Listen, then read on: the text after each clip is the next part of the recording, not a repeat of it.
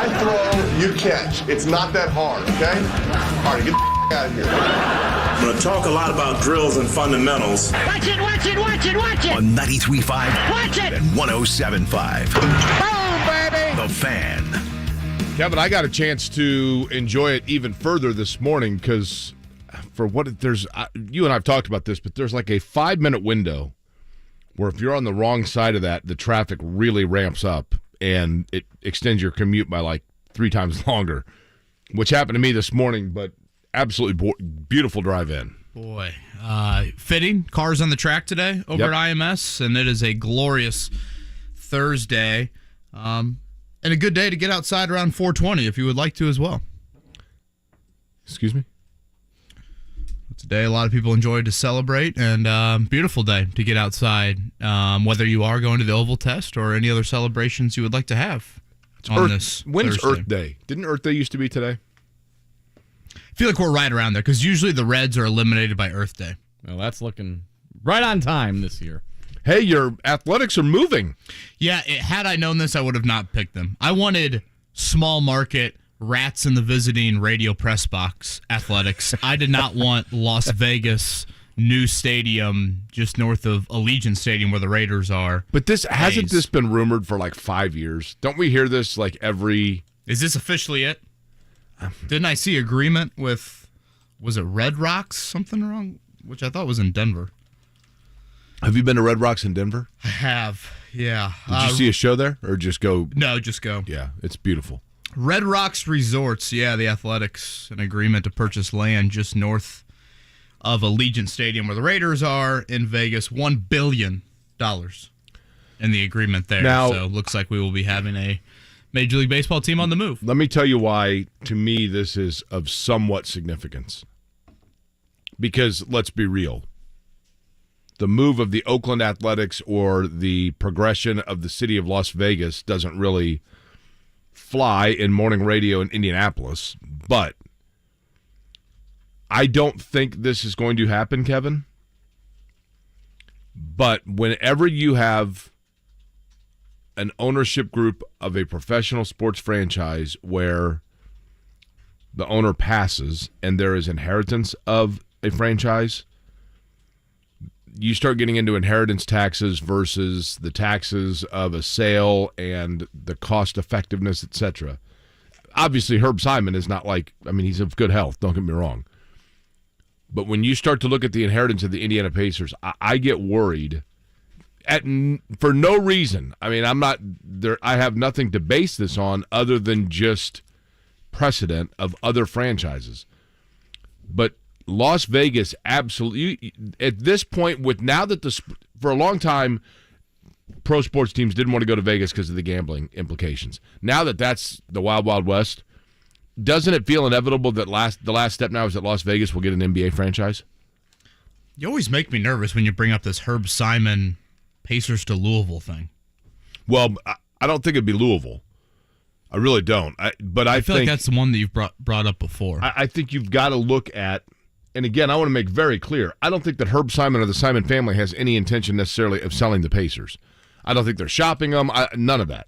But when you look at teams that have sold, oftentimes it is when a team is passed down to within a family, the inheritance tax you have to pay on that, oftentimes it is more cost effective to just sell the team and pay the tax of the profit of the sale, and that is a less of a hit of a tax implication.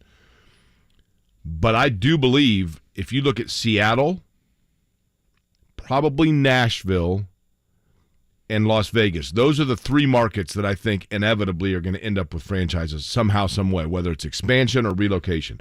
I don't think the Pacers are on the front burner of relocation, but I think it has to be 5% chance probably, but it has to be thought of as a possibility when that transition takes place. That would be my only concern. Louisville is the one market that a few years ago when they built the Yum Center, I think people thought Louisville was going to make a play, and the Pacers, obviously, geographically speaking, made sense. I don't think Louisville's in play, personally. But I would say an NBA team's going to end up in Vegas in the next 5 to 10 years. theoretically. Yeah, I'm going to choose to think expansion more so than franchise. I would hope moving. that's correct. At 30 now, the NFL's at 32. Could you get a couple more there? A good Thursday morning to you. Like we said, an absolutely beautiful day here in Indianapolis. Kevin Bowen, Jake Query, and Mark Dykton. Chuck Pagano going to join us at 9 o'clock. Tomorrow is the 11th annual Chuck Strong Gala. The guests of honor, if you will, of Chuck Pagano this year include Ron Rivera, who has certainly dealt with his own cancer situation. I believe his brother passed as well a handful of years ago. Ray Lewis is going to be there. Reggie Wayne going to be there. Robert Mathis. They've raised over $12 million for cancer research to the IU Simon Cancer Center. So it's a remarkable story and pretty cool to see an owner in Jim Irsay and a former head coach in Chuck Pagano continuing to carry on this annual tradition. And it's a really cool event. Been fortunate to go a few times. So we'll have Chuck on coming up at 9 o'clock. Is that right, Mark? Yep. To chat about that. Last night, once again, the home teams hold serve in the NBA. Impressive what Memphis and Milwaukee did without their star players. Shout out to Notre Dame legend Pat Connaughton, 22 off the bench for the Bucks. They even it up with Miami. The Grizzlies even it up with a great defensive effort against the Lakers. And boy, Jamal Murray, him and Anthony Edwards going back and forth late last night. The Nuggets go up 2-0 on the T-Wolves. So we are through the early home part of these round one series. Now we'll shift to the road. Tonight it'll be Philly trying to go up 3-0 in Brooklyn. Sacramento playing Draymond Green less Warriors tonight, trying to go up 3-0. And the Suns in LA to take on the Clippers. With Draymond, I almost forget that he punched his teammate at the start of the year. Yeah, hard, like knocked him out, right? Mm-hmm. Yeah, a bit violently on that end. By the way, Jamal Murray, is Jamal Murray like the most forgotten about potential 40-point scorer on any given night? That was Jamal Murray's 5th career 40-point playoff game. A couple of years ago, he really had a coming out party in the playoffs. I thought he was great in the bubble, if I remember correctly. Yeah, I mean, he's a really good player. But yet, obviously, Jokic and, Michael Porter Jr. has kind of maybe a bigger highlight reel type player. They've got some talent in Denver for sure. But he is absolutely a guy, when his hand gets hot, man, you can ride that for sure. And Denver's good. Denver's really good. Minnesota, you would think now down 2-0. Did Minnesota kind of give it their best swing? Yeah, or did they bounce back? You're going to look at the final score last night, and it's not going to be as indicative of how competitive it was in the fourth quarter. Again, Anthony Edwards was terrific in keeping Minnesota in it, and they certainly had a chance to steal one. But right now, I would group that series in with the Boston and the Philly series here in the East. Everything else you feel like is pretty competitive. We'll see about Golden State tonight without Draymond Green on that front. Jake, your historical brain with this topic, I think, would be the perfect one to ask. Now, does that mean old? No, not at all. A lot of times I start talking about something from you guys. That's your historical brain. I'm like, no, that was like a week ago. Oh, yeah. I think this is a compliment. Last night, Mr. Basketball goes to Marcus Burton from South Bend. We mentioned on yesterday's show the first South Bend Mr. Basketball since 1978. He's the third ever Notre Dame Mr. Basketball, joining Luke Zeller and Chris Thomas. He had 171 votes. Xavier Booker from Cathedral was the runner-up with 20. That has got to be one of the biggest margins in, I would assume, quite some time. Yeah, I would think the only thing that I could think that would even be the one that jumps to mind, and there's a caveat here, would be Damon Bailey, because Damon Bailey, they had already etched the trophy before the year began. But they did that in 8th grade, didn't they? Correct. But Eric Montross was the same class, and there was a lot of discussion about whether or not they should be co-Mr. Basketballs because Montross had won the state as a junior and was also like a McDonald's All-American level player. So that one, and then whenever you have like truly dominant players, Glenn Robinson, but then he also had Alan Henderson in the same class. Zach Randolph was a great player, but Jared Jeffries was Mr. Basketball, both of them in the same class. So that's a good question. I mean, Luke Recker, maybe? I don't know. In terms I know of it's a hard one to answer because it's easy to remember the winner. It's harder to remember who else were in these respective Eric Gordon classes. had E'Twaun Moore in his class. I mean, Jason Gardner maybe at North Central. But that's a really good question in terms of like that level of dominance. I mean, Alfred had James Blackman. Most of the legendary, emphatic, great season players had somebody else in their class that was right there with them. Yeah, I mean, 151 vote margin. High school coaches and the media vote for that. Zane Doty from Ben Davis with 6 votes. Joey Hart also had 6. Miles Colvin off to Purdue with a handful of votes. And Mason Jones, a Valpo product, I think still going to Ball State. He rounded out the voting with 3 there. So Marcus Burton, little point guard, uber quick, great shot maker, averaged 30. 5, 4 assists, 3 steals for Penn last year. Got them to the semi-state. Well, it was a great game against Kokomo. They lost. I think it was just by 1 to Kokomo in then that semi-state game. I would assume Micah Shrewsbury hands him the ball from day one and says, lead us. So Notre Dame desperately in need there. Burton stayed committed throughout. But yeah, was a great player at Penn. And longtime coach Al Rhodes is retiring from there. I feel like a lot of high school coaches are hanging it up this year.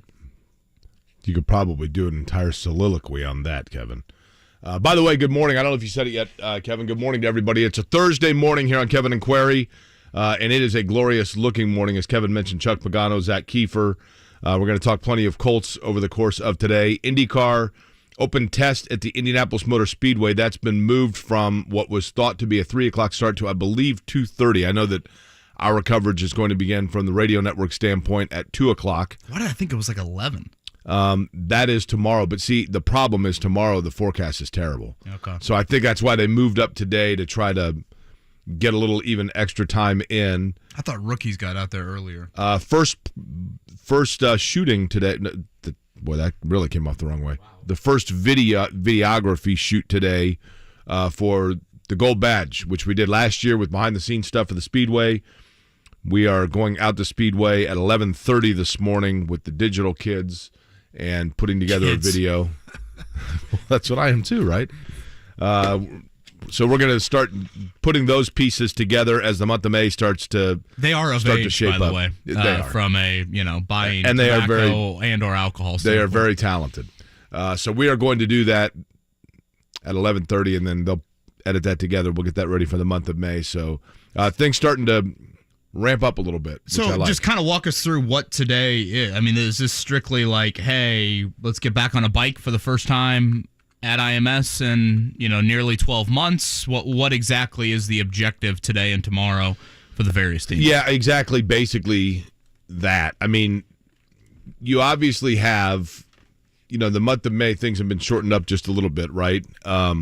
So this is an open test, meaning any teams that want to participate can come out from, and again, today it is going to be, I'm looking at it right here. It says testing is scheduled from 10 until 6:30 on Thursday. But again, they changed that to 2:30. This may be what I'm looking at. Yeah, so 2:30, I believe, today is when they start. I'm sure of it. It is, by the way, open to people on the viewing mounts. But here are the teams. More importantly, Kevin, here are the teams that are participating. AJ Foyt Racing with Santino Ferrucci and Benjamin Peterson. Andretti Autosport with Marco Andretti, Devlin DiFrancesco, Romain Grosjean, Colton Herta, Kyle Kirkwood. Arrow McLaren, Tony Kanaan, Alexander Rossi, Pato Ward, Felix Rosenquist. Ganassi Racing, basically every team.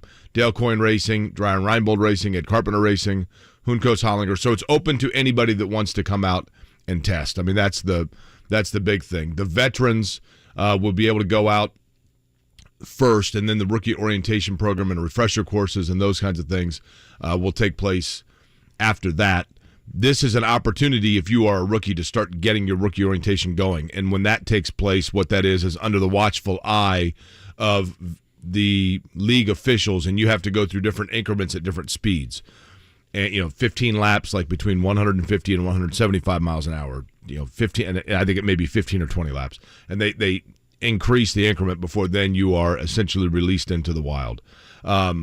So that is taking place today. All the eligible participants are on track from 2 until 6:30 today. So That's the bottom line. There are different things that go on in terms of refreshers that are open to limited groups, but we call it an all skate at 2 o'clock. That's the big thing that people want to be focused on. All the cars on the track from 2 until 6 today. And you guys, Sirius online? Where can we, INDYCAR.com, Sirius XM Radio.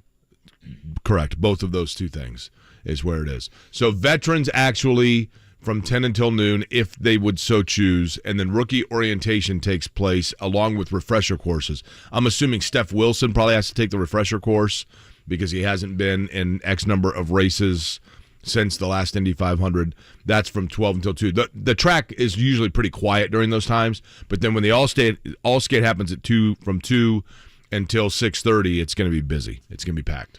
So was up at the Colts complex yesterday. We heard from Shaq Leonard, Ryan Kelly, and Jonathan Taylor. We'll play that audio here coming up in a bit.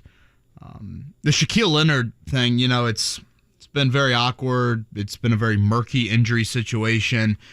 He certainly expressed that he feels much better than he did this time last year. I just have a feeling that we're going to get to the first day of training camp, and it's still going to be up in the air if he's fully cleared or not. And I know the song and dance certainly was played out last year, but I just almost feel like we are there. And I think he kind of admitted it yesterday. Like, he was a liability on the field last year. And that's a tough thing to say about a guy that used to be an all-pro. But he clearly was a liability last year in very limited snaps on the field. And so my question for the Colts, and I don't know, they might show their cards here a week from now. Like, if they draft a linebacker early, that probably is an indication to some people that, like, hey, they might not feel as confident about Shaq Leonard as we think that they do. Do you think Shaq Leonard feels? I thought he was pretty. I have questioned if I'll ever be 5'3" again, if I'll ever get back to the maniac level. I thought it was a pretty kind of introspective Shaq Leonard yesterday. It got to the point where I just felt like, you know what? I feel like I need to ask the retirement question. He quickly and emphatically said that was not something that has crept into his mind. I would love to hook up a lie detector test to him and maybe see otherwise. But it's just for a guy that from day one just oozed confidence. This is a guy that, unfortunately, physically related, the injuries have totally, I think, changed a lot of his tune. And we'll see, because no Bobby Okereke, obviously. I do think a defender that I really like and they really like is EJ Speed. It's going to be a big year for him, Kevin. It's going to have to be, is what I'm saying. Right? Yeah, it might have to be a really, really big year for him. So we can talk a little bit more about that later. They will have a mini camp next week ahead of the draft. You're allowed to do that with a first-time head coach. I know some people have asked about the series with the next pick. We've seen the Colts do this in past years. It's kind of a mini version of Hard Knocks related to the draft. The Colts have decided to, and I would assume the quarterback situation has played into this, limit the number of episodes that they have this year. Tonight is the debut of that. We'll get more into that conversation. Dave Knickerbocker, who kind of runs their digital team over there, he's going to join us in a bit to give some thoughts on that. By the way, the time had moved a couple times. That's why I was confused earlier, so I apologize. So I do want to make clear that everybody knows the viewing mounds you can get to via, I'm talking about today at the Indianapolis Motor Speedway, via the museum parking lot. You can go to the viewing mounds there and see what takes place. From 10 until 12, it is open to veterans, and that includes some refresher courses probably.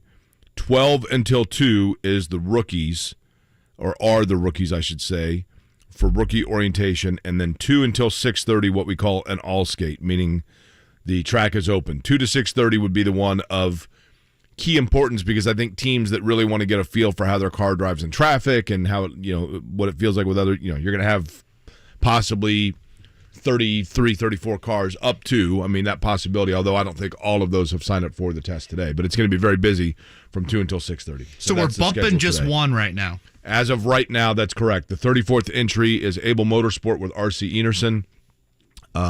So that would mean that, assuming that everyone makes a qualifying attempt, one will be bumped. Gosh, that's awkward. I was talking to somebody and they're like, they should just. Was it you that said like they should just go ahead and let it be 34? I'm like, I don't know. I'm not. I'm not there. I'm not too much in the participation trophy front. Right. And I do love the look of 11 rows of 3, but man, I will feel bad on that. Whatever the May 20th or whenever the bump day is officially this year on the calendar. I don't think we've seen, correct me if I'm wrong, Jake, I don't think we've seen a calendar yet for the month of May. I think we generally know, when practice will be, when quals will be from a weekend standpoint. But have you seen anything official on exactly a calendar leading into race day? Now say that again. A calendar for the month of May of like practice days and exactly how the qualifying format will be. I haven't seen anything. Yeah, it's on Indy500.com. The practice days would be practice itself. I was just looking at this, and of course, I don't have it right in front of me because I always get thrown off by this, Kevin. I always think to myself, oh, the practice week is here, and then there's always the transition after the Grand Prix. I'm pulling up the schedule right here in front of me just to make sure. Okay, hang on. I'll get it to you in just a second. Apologies but the practice, for putting you on the spot no, that's there. okay. The practice is going to be, I can tell you, Tuesday, Wednesday, Thursday, Friday, Fast Friday. But that includes, the first day does include like the rookie orientation again and those things. And that weekend of May 20th will be quals. I assume the rules will be the same. Last year, didn't we go Here is the schedule. May 16th, which is Tuesday, is the opening day of practice. Then there's practice Wednesday, May 17th. Thursday, May 18th. Fast Friday is May 19th. Boom. The first day of practice on May 16th, that is, again, kind of a similar situation. From 9 until 11:15 is the veterans practice. Then from 1 until 3, so you have a break for lunch. 1 until 3, rookie orientation and refresher courses. Then from 3 until 6, the all skate. So basically the afternoons of these days are the meat of the matter, right? When everybody's out on the track. Do we get that Monday practice? 12 until 6 the other days. Like the Monday after quals? Didn't we usually get like a big Monday practice and then everybody goes and does their media tours? May 22nd, which is Monday, is another practice. That is from 1 until 3 o'clock. That leads into the off days. And then carb day. day. Correct. And then Legends, of course, and the race. I have to write, I will be honest with you, I have to write everything out on like a Staples calendar, one of those big paper calendars. Oh, sure. Because I get super confused by it. I I'm thought the you meant first to just admit. that Boo knew where Dad was going to be. That too. That too. I got a pit in my stomach yesterday afternoon. Did you eat an avocado? Not a big avocado person. Maddie is a huge avocado person. You know, I am supposedly you can eat the pit of an avocado. That sounds like a thing Will Levis has done. Loaded with vitamin E. Correct. I don't know how you do it. They're a little hard. Why did you get a pit in your stomach? Well, this person does not tweet often, and so every time I see him tweet, I naturally get a little bit of a pit, but I especially do when there's no captions involved with this tweet. And yesterday we had one from Tiger Woods with no words, simply a press release statement that had a lot of medical terms that I had no idea what any of them meant. But basically what I've gathered is Tiger has had another fusion, I think ankle-related this time. And what I've been told is don't expect him to hit a golf ball in competition again the rest of the year. And that gave you a pit. Why? Were you surprised by this? Well, because I love him. No, I get it. But and it sucks. You know, I almost feel like yesterday's news, and again, from what I've gathered, Tiger's a right-handed golfer. The left ankle has a little bit more movement. This was the right ankle that was in obvious pain. We all saw him at the Masters during that rain delay, how bad it looked right before that. He said he withdrew due to plantar fasciitis. It almost seems like, and again, insert your joke here because Tiger has had 30,000 comebacks in the last 6 years.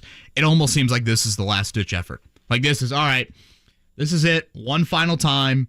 Let's see if you can fuse the ankle together that he could potentially walk somewhat normal, and we'll give one more effort at it in 2024. The thing that I think needs to be mentioned with him and his legacy years from now, and this is not in any way, shape, or form to take away from the magnitude or the disappointment or the significance of his twilight, however you want to word it. So I don't want people to think that this is me saying like, well, he deserves it, or I'm not saying that. Everyone's body naturally breaks down as you age. Whether you're a race car driver and your hand-eye coordination slows down, whether you're a basketball player and you can't leap as high or move lateral quickness the same, whether you're a football player and your body doesn't come back from injury, whatever it might be. But in Tiger Woods' case, one of the most fascinating things about his legacy to me, Kevin, is that he is undoubtedly the most transcendent athlete in the history of his sport who absolutely introduced his sport to a wide casting net of new audience that no one else before him and likely after him will ever do. And he was totally 100% self-driven and motivated with a mental laser-sharp focus and drive that was part of what made him so great, because others absolutely wilted under the pressure and the focus and the spotlight that he brought with him down the stretch, where people just realized they were entering into a heat that they couldn't stand up to because he was impervious to everything that came with it, and they were not. And what's fascinating to me is that his decline as an athlete, while inevitably that happens naturally anyway, has 1,000% been accelerated entirely by his own actions. Oh, without question. Yeah. And once his vulnerability was exposed, he was done. That's what I think is the most fascinating thing about it, was for the guy that was the one that stared down adversity or challenge every time and answered the bell. Once he took a golf club to the face, and I don't mean that to be funny, I'm being serious. Once his vulnerabilities were displayed for the world to see, the curtain was pulled back and his advantage was gone. Yeah, I mean, he still won the 2019 Masters. I get it. And that feels, I mean, he obviously is still a great golfer in terms there of how to swing a club, but the whole like, oh gosh, it's Sunday and Tiger's lurking, everyone else is going to wilt, is a thing of the past. So we'll see. Again, doesn't sound good at all for the rest of 2023 for Tiger Woods. It also doesn't sound great on the portal movement down in Bloomington. Some restless IU fans with the lack of movement, particularly in the backcourt for Mike Woodson here. Kevin, they got the savior. Are you kidding me? With the they got 6 points coming from Eugene, Oregon. What are you talking about? With the portal, yeah. Khalil Ware and Peyton Sparks so far, the only two additions. Chris Ledlum, I know a lot of people affiliated with the Bloomington IU program wanted to see him. He committed yesterday to Tennessee, a guard from Harvard that averaged 18 and 8. Kevin, I'm going to be the old guy here, and I don't mean to cut you off, even though I just did. I can't believe, and I can't be the only one. I want Indiana fans right now, if you're driving, don't look in the mirror because you need to be focused on the road. But at some point, you got to look in the mirror and say to yourself, can I really sit here and tout the fact of banners, tradition, blue blood, and everything else when I'm resting my hopes on a transfer from the Ivy League? Is that where we are? Is that where Indiana, and I know it's the transfer portal, it's basketball in 2023, I get it. But is Indiana University really at the point where their fortunes are resting on hanging on with white knuckles whether or not a kid is going to transfer from the Ivy League? Is that where we are? I mean, what are we doing here? The kid from Oregon, I get it. I mean, he needs a second lease on things, and he's a naturally talented guy, and he's got size and everything else. But, like, just in college basketball in general, like, what are we doing here? Is that more of a college basketball thing? Probably. I mean, admittedly. Kansas is going to commit from Towson. Yeah, I get it. I mean, I totally get it. But and Kansas, how much of this is Archie Miller's doing? In terms of just leaving the cupboard bare, you mean? A little bit. Okay. But, I mean. Yeah, I'm not totally absolving Mike Woodson from it, but from a roster construction standpoint, I do think some of this is certainly Archie related. Having said that, guys internally on your roster, C.J. Gunn, Caleb Banks, those are the guys that you have to develop. But boy, a year of Xavier Johnson taking 20-some shots is, that'll be quite the year. Dr. Mottman will be getting a few calls on that end from IU fans with having to witness that. But again, Chuck Pagano going to join us at 9 o'clock. It is a beautiful Thursday here in Indianapolis. Kevin Bowen, Jake Corey, Mark Dykton right here. 93.5, 107.5, The Fan.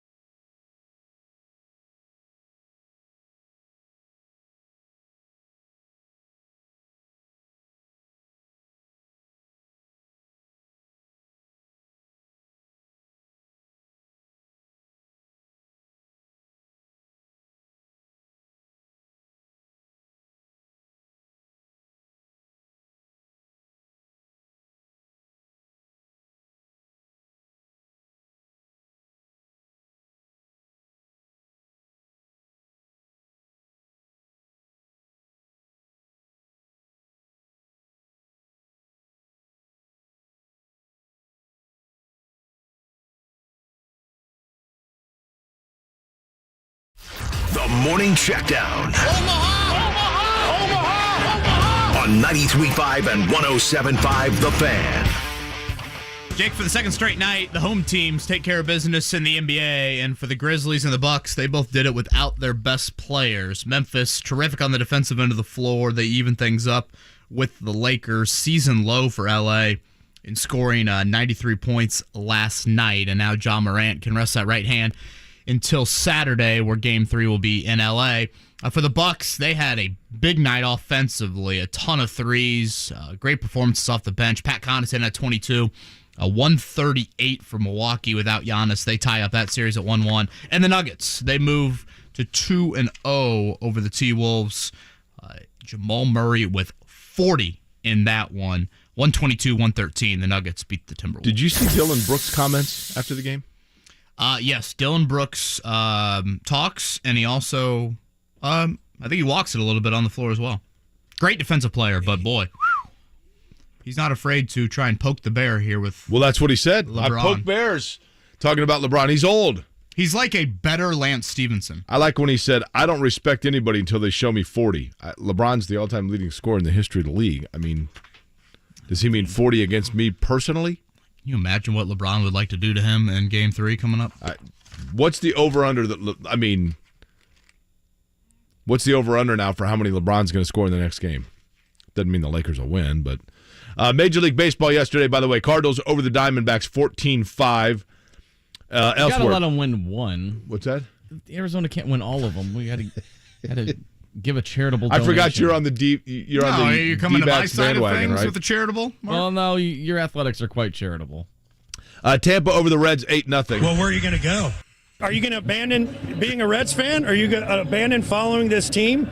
How about with the Reds right now? That is 6 straight games that have been decided by at least 7 runs. Like, they don't play competitive baseball anymore. Now, to be fair, they have won a couple of these games. That is approaching a major league record. Scotty needs to throw that into the pop quiz. Really? Approaching a major league record. It's April 20th. 6 straight games by at least 7 runs. How bad are the Athletics? They were 6-1 against the Cubs yesterday. 12-2 was the final. As Oakland now, how many in a row has Oakland lost? 7. 7. Look at you paying attention to the Athletics. Mm-hmm. Yeah, well. And there is a possum in the we're off to announcement. Vegas. They mentioned that in the What's broadcast. Kevin was saying that he wanted to, rats in the Athletics. Like There is. There's a possum as well. Possum, yeah. Boog Shambi said that they've been notified there's a possum in the walls of the broadcast booth. It's fitting, right? Because they play dead at home and get killed on the road. There you go. Baltimore over Washington 4-0. Nothing on that? No. Memphis Redbirds over the Indianapolis Indians 12-7. No. Sometimes it's best to move on. Okay. Last night, Mr. Basketball handed out to Penn's Marcus Burton, the overwhelming winner here in 2023. Marcus Burton took home 171 of the votes. Runner-up was Xavier Booker from Cathedral with 20 votes on that end.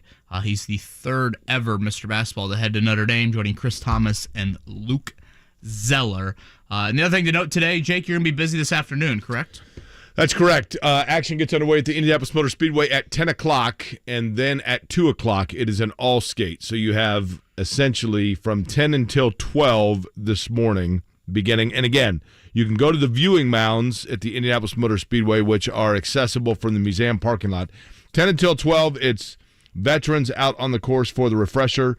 12 until 2, the beginning phases of rookie orientation. I believe there are three rookies right now eligible for that. And then 2 until 6:30 today, what we call the all skate, wide open track for testing at IMS. So 4.5 hours of action, same as holds true for tomorrow. Different times for tomorrow, but the forecast is not good. So I think today's pretty important. Yeah, it looks pretty ugly for tomorrow. I believe that is also available on Peacock, but for you guys, Jake, you said 2:30 is when you get on there. Correct. Actually, we go on at 2 o'clock. 2 o'clock. 2 o'clock, we go on the air, INDYCAR.com and SiriusXM. Mark, unfortunately, Chuck Pagano, we're moving him to tomorrow. Is that right? Yeah, he had something come up. So 8:30 tomorrow, Chuck Pagano will join us. Chuck Strong Gala. Are we going Gala? I go Gala. Are you a Gala or Gala guy? I'm a Gala. I think I'm Gala. Chuck Strong, we'll go with Gala here. What about Grand Prix or Grand Prix? Grand Prix is how I go say it. Prix because I think it's cereal. Okay. I haven't had Trix cereal in forever. You're a cereal guy, Mark. When's the last time you ate Trix? Essentially fruit-flavored Cocoa year. Puffs. Yeah, probably last year. They've gone back to the fruit shapes now. Oh, really? Yeah. It's such a shame just how, I pour the Lucky Charms into Rosie's bowl and then just watch her just pick each charm and not even touch the actual cereal. Well, you can buy the marshmallows only. I know. We're trying to get her to hopefully just based off it's in front of her, she might eat the other ones. Are you talking about because of the incredible nutrition that she's missing out on by the oats? Trust me, there's not much going into that body right now. So from a nutritional standpoint, we'll take anything we can get our hands on. Fair enough. We'll talk a little Colts coming up next here. Kevin Aquari again on a beautiful Thursday.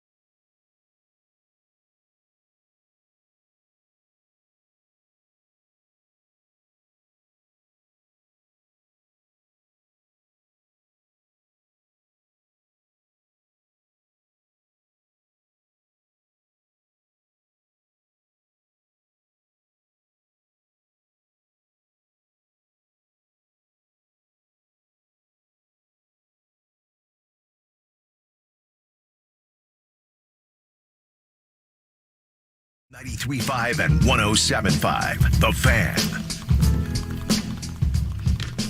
Come on, Mark. This is a good song. What are you talking about? Okay. What's the problem? Good morning to you.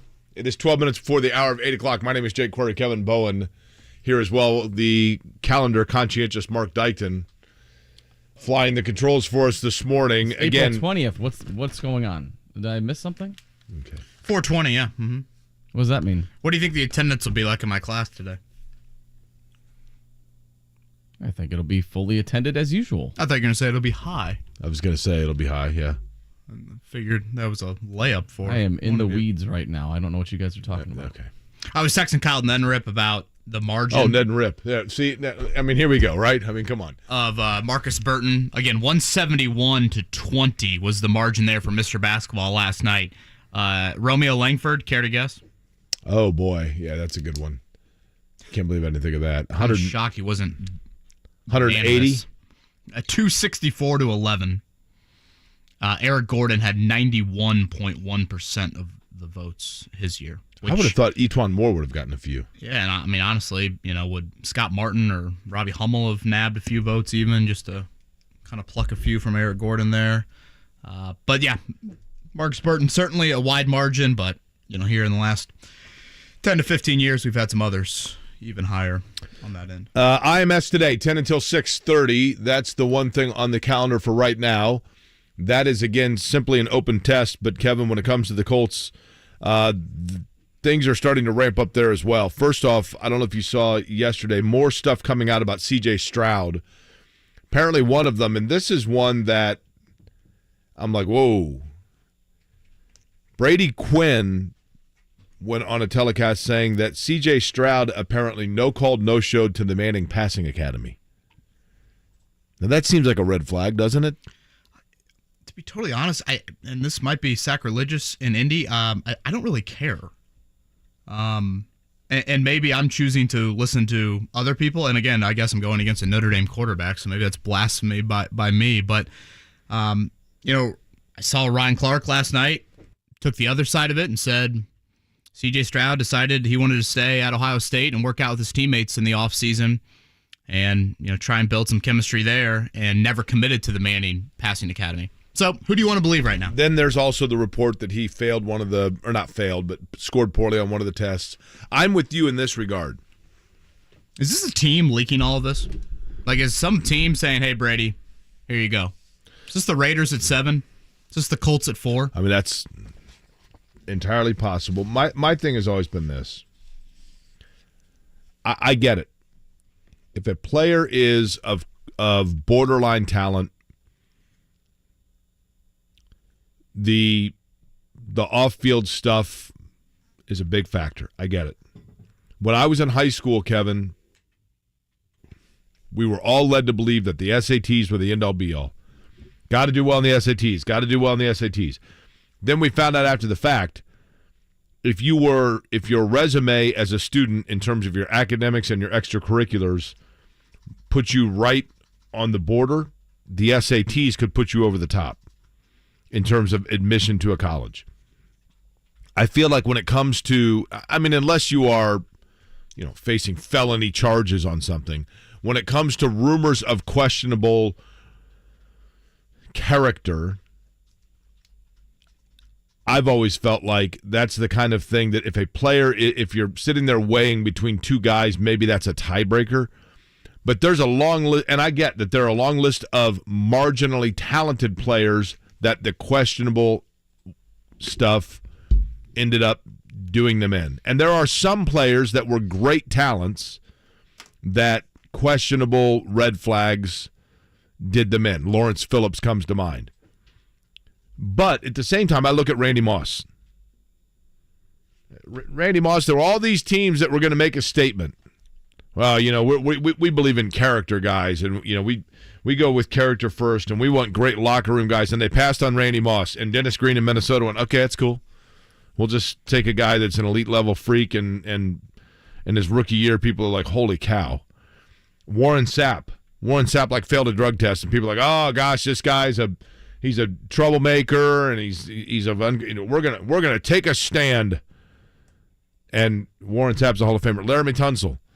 The video comes out draft night. He starts falling like a rock. Teams are going to make a stand. They're going to show that we believe in character guys. And then guess what happens? He ends up getting drafted. He's a great player. And then he gets traded to Houston, who basically makes him a franchise player. I mean, are teams going to make a big stand against C.J. Stroud because they believe he has questionable character and then sit around and go, okay, great. 2 years later, we're still drafting a quarterback? Thanks to Brett and Matt for pointing this out. It sounds like Brady Quinn has made it pretty clear that his comments were taken out of context. Brady had a few tweets referencing that, and that he is, a big C.J. Stroud fan and was in the podcast that these quotes were pulled from. So I don't think they're necessarily as accurate as maybe some originally believed, which welcome to 2023 media, when stuff just gets ripped like that and turned into a headline. So I did want to make sure that we clarified that. Ryan Clark on ESPN pushed back as well. He said Stroud never committed to attend the Manning camp. He chose to work with his teammates at Ohio State instead before his final season. He wasn't paid to go, and furthermore, why does it acquiescing to the Manning family have to do with leading an organization? Well, you heard Brady Quinn say they're football royalty. Yeah. Right? I mean, here's the thing. I totally get it. But Quinn insinuated that they were still trying to get a hold of him, and he never responded back to them. So the truth's probably somewhere in the middle, right? Yeah, I just, the timing of this is very odd to me. Like, why now? Why a week before the draft? Where was this in January? Well, especially like during his workout with the Panthers where Frank Reich was following him around like a lost puppy, right? Where was this last summer when he would have turned down the Manning Academy? Oh, God forbid a guy decides to stay at his college and not work out with Archie Manning on Nicholls State University. Like, again, I that to me does not influence necessarily draft stock by any means. If C.J. Stroud is sitting there and the Colts have the opportunity to take him, they need to take him. And my thought is there might be some debate inside the Colts building on Anthony Richardson and C.J. Stroud. We'll see if that sort of situation develops. If C.J. Stroud's there at 2, you take C.J. Stroud all day long. I mean at 4, I'm sorry. If he's there at 4, you take if he is the second quarterback available, I literally am writing out C.J. Stroud, comma C.J. I'm finding out what's the C.J. stand for. Like Christopher John, whatever way he wants me to announce it, I'm announcing him. Does he get past 3? According to Adam Schefter and everybody else, right? Gosh, a week from tonight, I'd still be surprised if we see, all 3 of those quarterbacks, non-Bryce Young, C.J. Stroud, Anthony Richardson, and Will Levis sitting there at 4. On the other side, I do want to get into some of Shaquille Leonard's comments from yesterday. I did think there are a couple interesting notes, Colts-related, from their week 2 of their 9-week offseason program. And again, a week from tonight, the NFL Draft. For those curious about Chuck Pagano today, Mark, 8:30 tomorrow. Is that right? Correct. Mm-hmm. Chuck had a last-minute commitment come up, so he will be joining us tomorrow. Coleridge Bernard Stroud. I don't know where the J comes from in C.J. Stroud then. Coleridge Bernard Stroud IV. Coleridge Jr. probably. Can you call Brady Quinn and let him know that Chuck Pagano bypassed our appearance today? If we could get Brady Quinn on the YouTube stream, that would be good maybe for our female audience. True. Now, wasn't it Brady Quinn's sister that dated? Am I right in that? Brady Quinn's sister married A.J. Hawk, right? Correct. She went split jersey, right, in the Fiesta Bowl? Yeah, she's also obviously they both come from decent genes because she's an attractive gal as well. Didn't Brady Quinn marry the U.S. gymnast? What was her name? Raisman? Allie Raisman? Really? I think so. Could be off on that. All right, we'll be back 8 o'clock hour. Beautiful Thursday in Indy.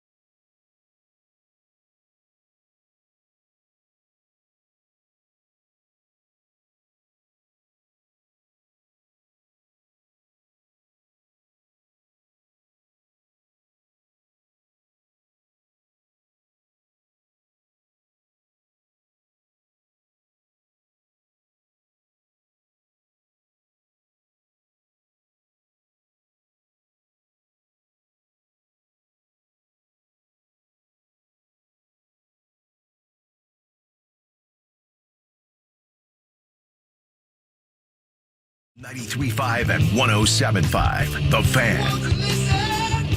I stand corrected on the Brady Quinn significant other front.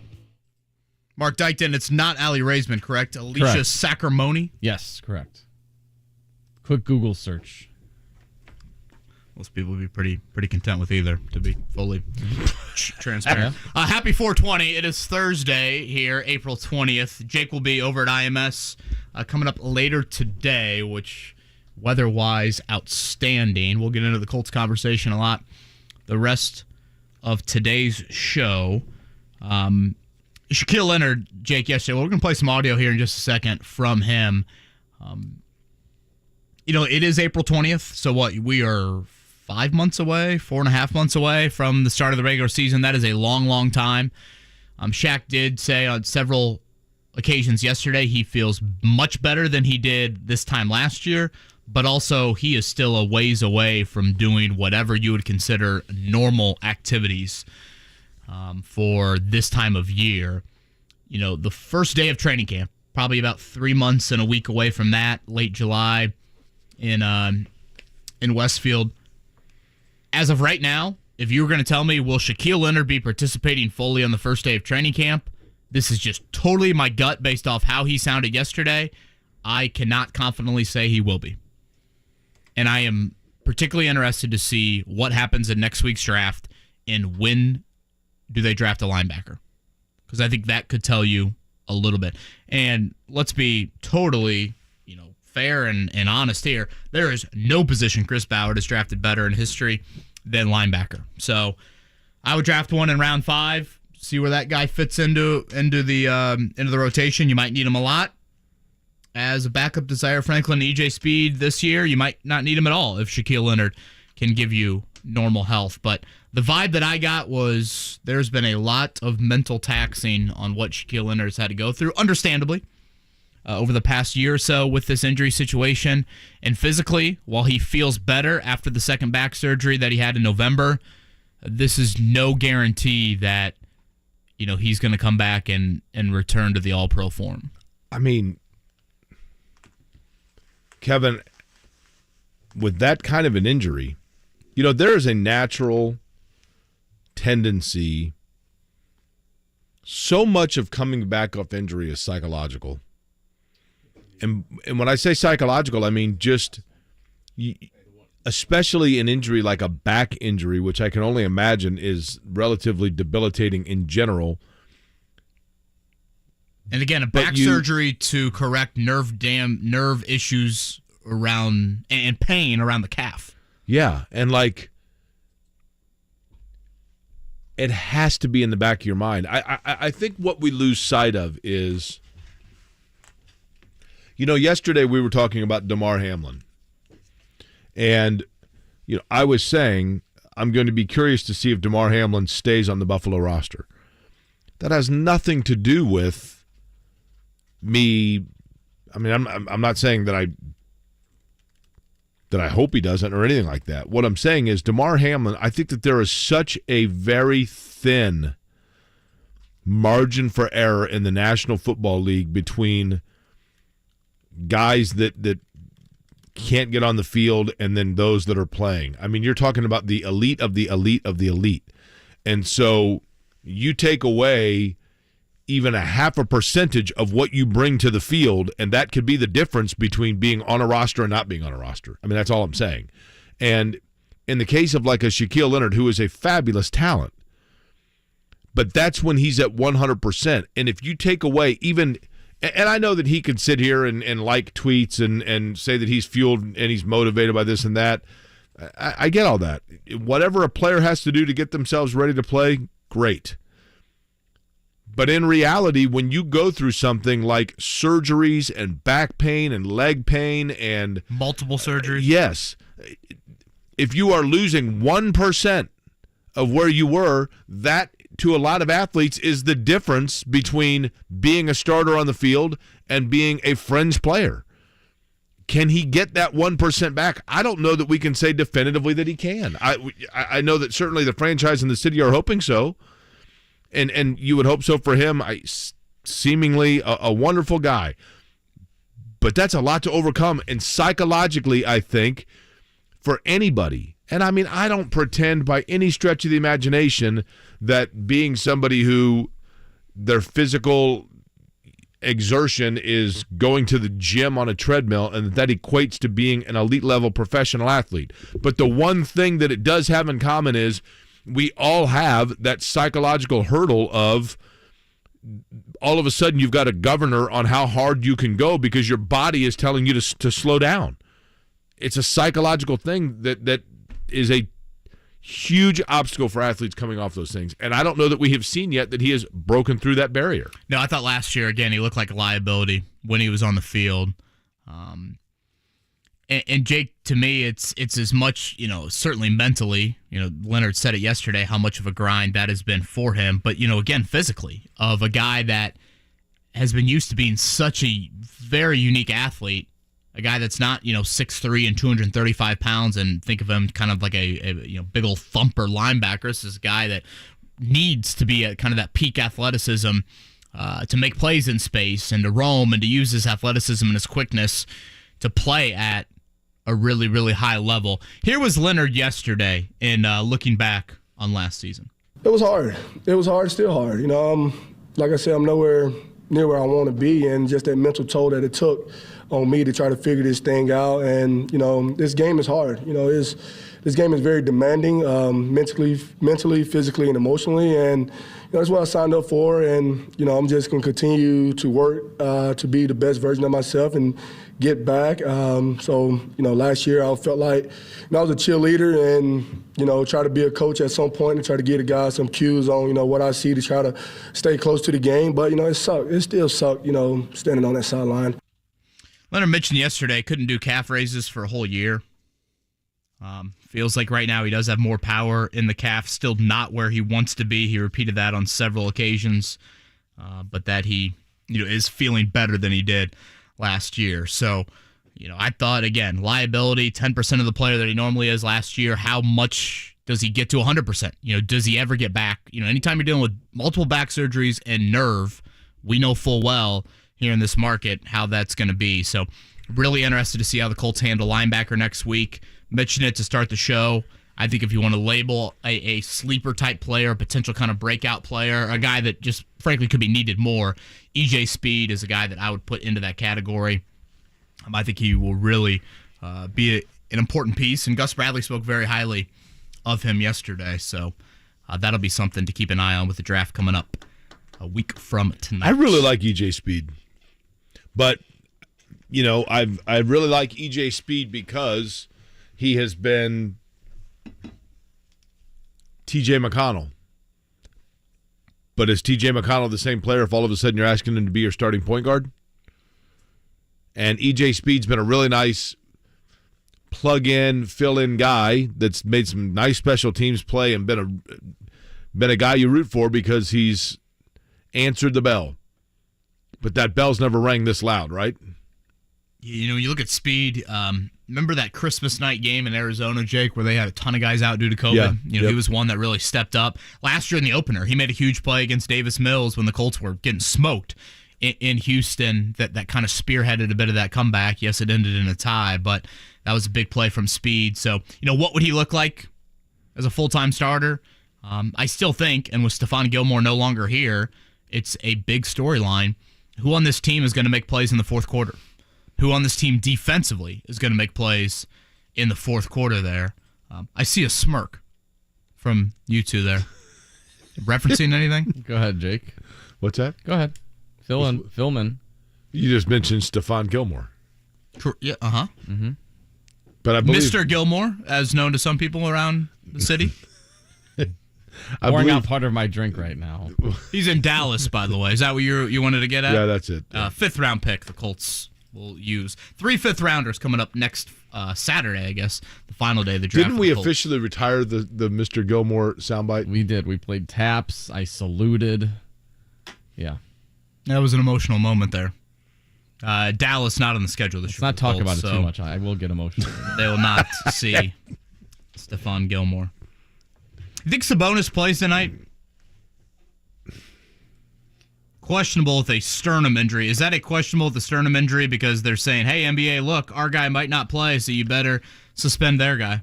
I think he was questionable with a sternum injury, and then that question was answered once Draymond Green was suspended, right? Can you wear a chest protector, like an umpire, like under his jersey or something? Is there any player in basketball history that has awesome. more scratches on his arms than Domas Sabonis? No. I also think Domantas Sabonis ranks in the top 3 players in the NBA that complains to officials. Undoubtedly. That's quite the list. It is quite the list. Luka at the top of that list? Luka, yes. It's something about the international players, maybe. But yes, Luka would be atop the list, and I would put maybe Sabonis too. And I love watching. I'm a huge Sabonis fan. But, boy, when you talk about complainers, he is. Who else is on that list? LeBron. Yeah, Certainly LeBron. I also think Paul probably George. Paul. I mean, hell, a guy that complained a lot this year was Matherin. Part of it is like you're involved in plays that draw a lot of attention, contact, et cetera, et cetera. Didn't the Warriors say yesterday Sabonis is like using the ball as a weapon? Sabonis is definitely one of those players that just kind of gets under your skin in the way that he plays. Oh, for sure. Mark is getting up, and we're getting earlier in the time of day in which Mark has to close the blinds. Blinded over here. Well, that's why they're called blinds, Mark. No thanks to you. You see, it's just blasting me in the face. Well, I'm doing a radio show. What do you want me to do here? Come on. I mean, look, Multitask. I multitask like there's no tomorrow on this program. But when I'm sitting here and I'm laser focused, I'm focused on the task at hand. I'm focused on the information. I'm focused on processing the information that's coming in. I'm focused on getting the times straight when Kevin asks me about the IMS calendar, which I probably should know because I work there. I'm focused on all of these things, right? And then you want me to come over here all of a sudden and start playing a Hazel around here. What, you want me to vacuum also? Sister Hazel. Over here? All for you. I mean, come on. Another We're player. not playing Sister Hazel on 420, I can tell you that much. Another player we heard from yesterday, Ryan Kelly. Jake, to me, Ryan Kelly falls in the category that Chris Ballard did not necessarily mention players in this category, but I will. Chris Ballard said the quote at the end of the year, and by the way, this is not something to absolve Chris Ballard, but I think he was right on this end. The Colts need their best players to play better. Ryan Kelly would fall into that group. Granted, you could argue how much of is he even one of their best players anymore. He's paid like it. I don't think he's played like it, though. He's paid like it, but not played like it. There are a lot of players in that category, right? I think he might be atop the list. For whatever reason... But with a young quarterback, I would say even more could be on his plate. Probably the first time in his career he's ever really worked with any sort of young QB, like potentially early on. Obviously Ellinger for a brief period, things like that. But if the starter is going to be a rookie from week 1, then that would be a lot different than what he's had. Did you see the quarterback that Peyton Manning said was genetically engineered to be an NFL quarterback? Yes, this is the Mayo guy. And in addition to that, one of the other, I think it was NFL Network mock drafts said, boy, I'm hearing an awful lot of chatter about, now who have we been talking about? I'm not going to say me. Who have we been talking about? Oftentimes, Kevin, I think. So Peyton Manning hates C.J. Stroud and loves Will Levis. That means the Colts are picking Levis? No, but I do think that sometimes in these things, we talk ourselves out of what all signs point towards. And a lot of times, especially with, to be fair, Chris Ballard, a lot of times we look back on decisions and go, that's pretty much what they said from the get-go. And we're convincing ourselves otherwise or to the contrary. And with each ebb and flow of mock drafts and information and reports and rumors and innuendo, with each and every twist and turn, the most consistent thing seemingly that it comes back to is that the Colts have interest in Will Levis. And I'm going to maintain. Now, maybe that does change if Stroud is on the board. I really do believe that they were under the impression that it was going to be between Levis and Richardson for them. If Stroud's there, maybe that changes things. But I truly believe that Levis is the guy that has most intrigued them. When are we doing the mayo and the coffee thing? I thought we were going to do that as a show. Nope. Yeah. No, negatory. Should we do that next Thursday? Day of the draft? I think so. Yeah, Sorry. I'm in. Not going to happen. On the Levis I'll do front, it. for me, Jake, You can take my place. How's that? Well, that wouldn't be the first time. You know what, you guys? Here's the thing. Like you when guys you can do it. faked COVID. Do it on May 10th. I'm not going to be here. You do it on May 10th. You just have at. You guys just sit in here and have yourselves a little mayo. You know what? Mix in some NBA Colts or Pacers talk of draft day from the past, and mix in orange juice and have an OJ Mayo party. So that means you've officially accepted the graduation invite. You'll be going. Vitamin C blaring as he drives up 31. I had a conversation yesterday. Now here's the thing, though. As our lives change. Eve 6 here's and the the thing. night. They told me that they. Are you ready for this? They said it says here that you probably should be at the facility by 7:30. I said, yeah, that's probably not going to happen. Can I get there a little bit later?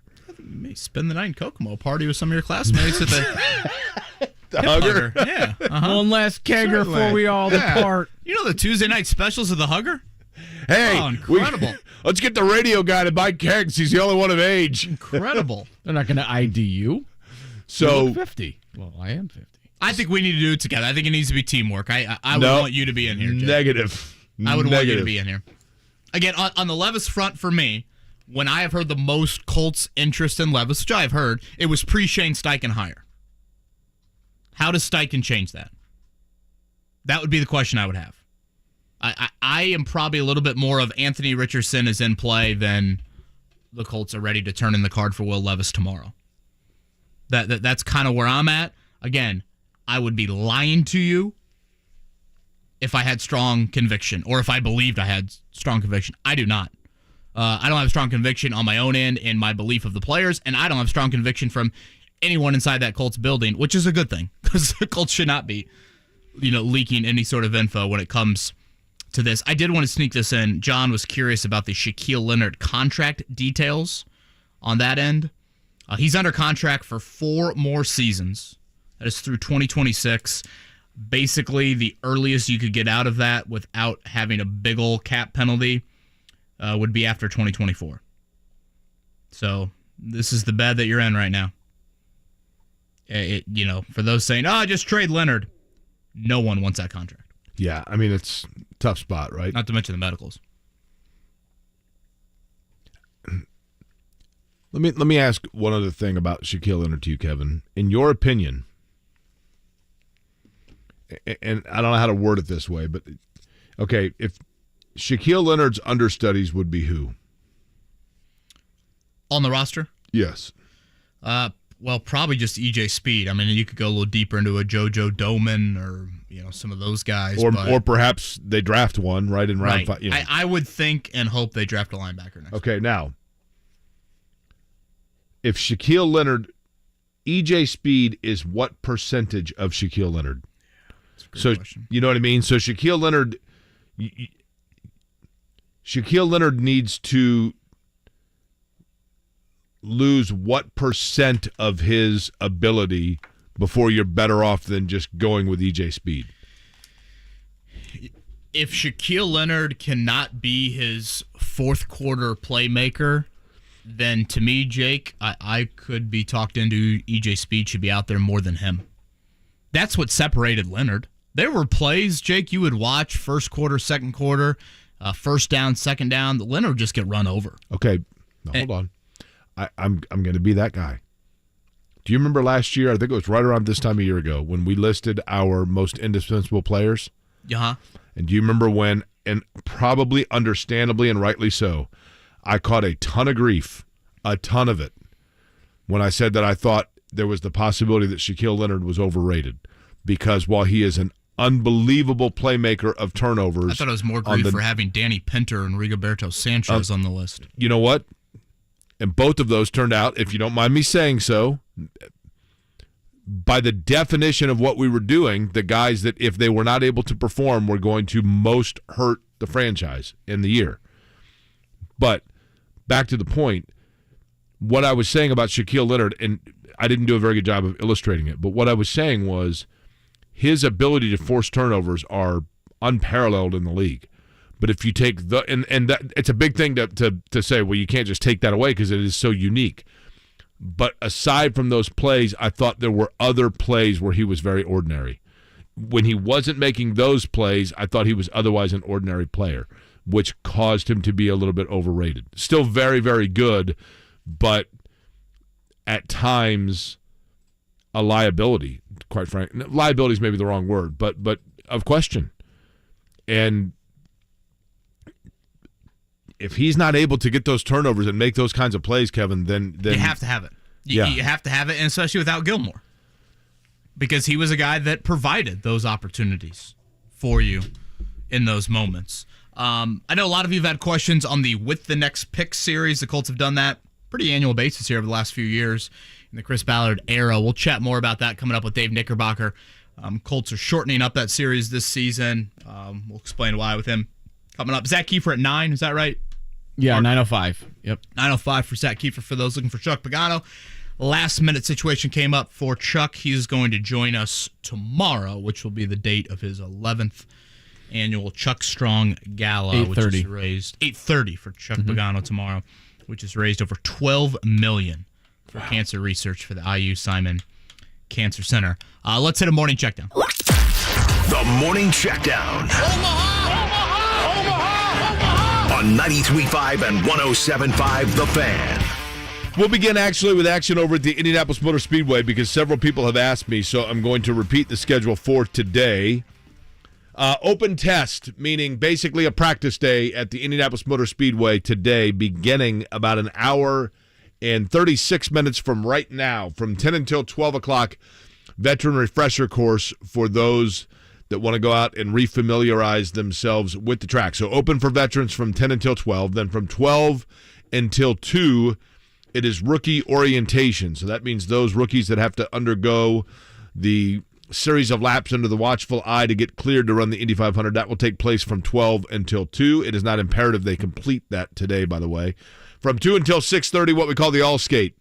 That means open for business for every car that wants to partake in the open test at the Indianapolis Motor Speedway. It is free of charge for the viewing mounds, which are right off of the museum entrance on the south side of the Indianapolis Motor Speedway.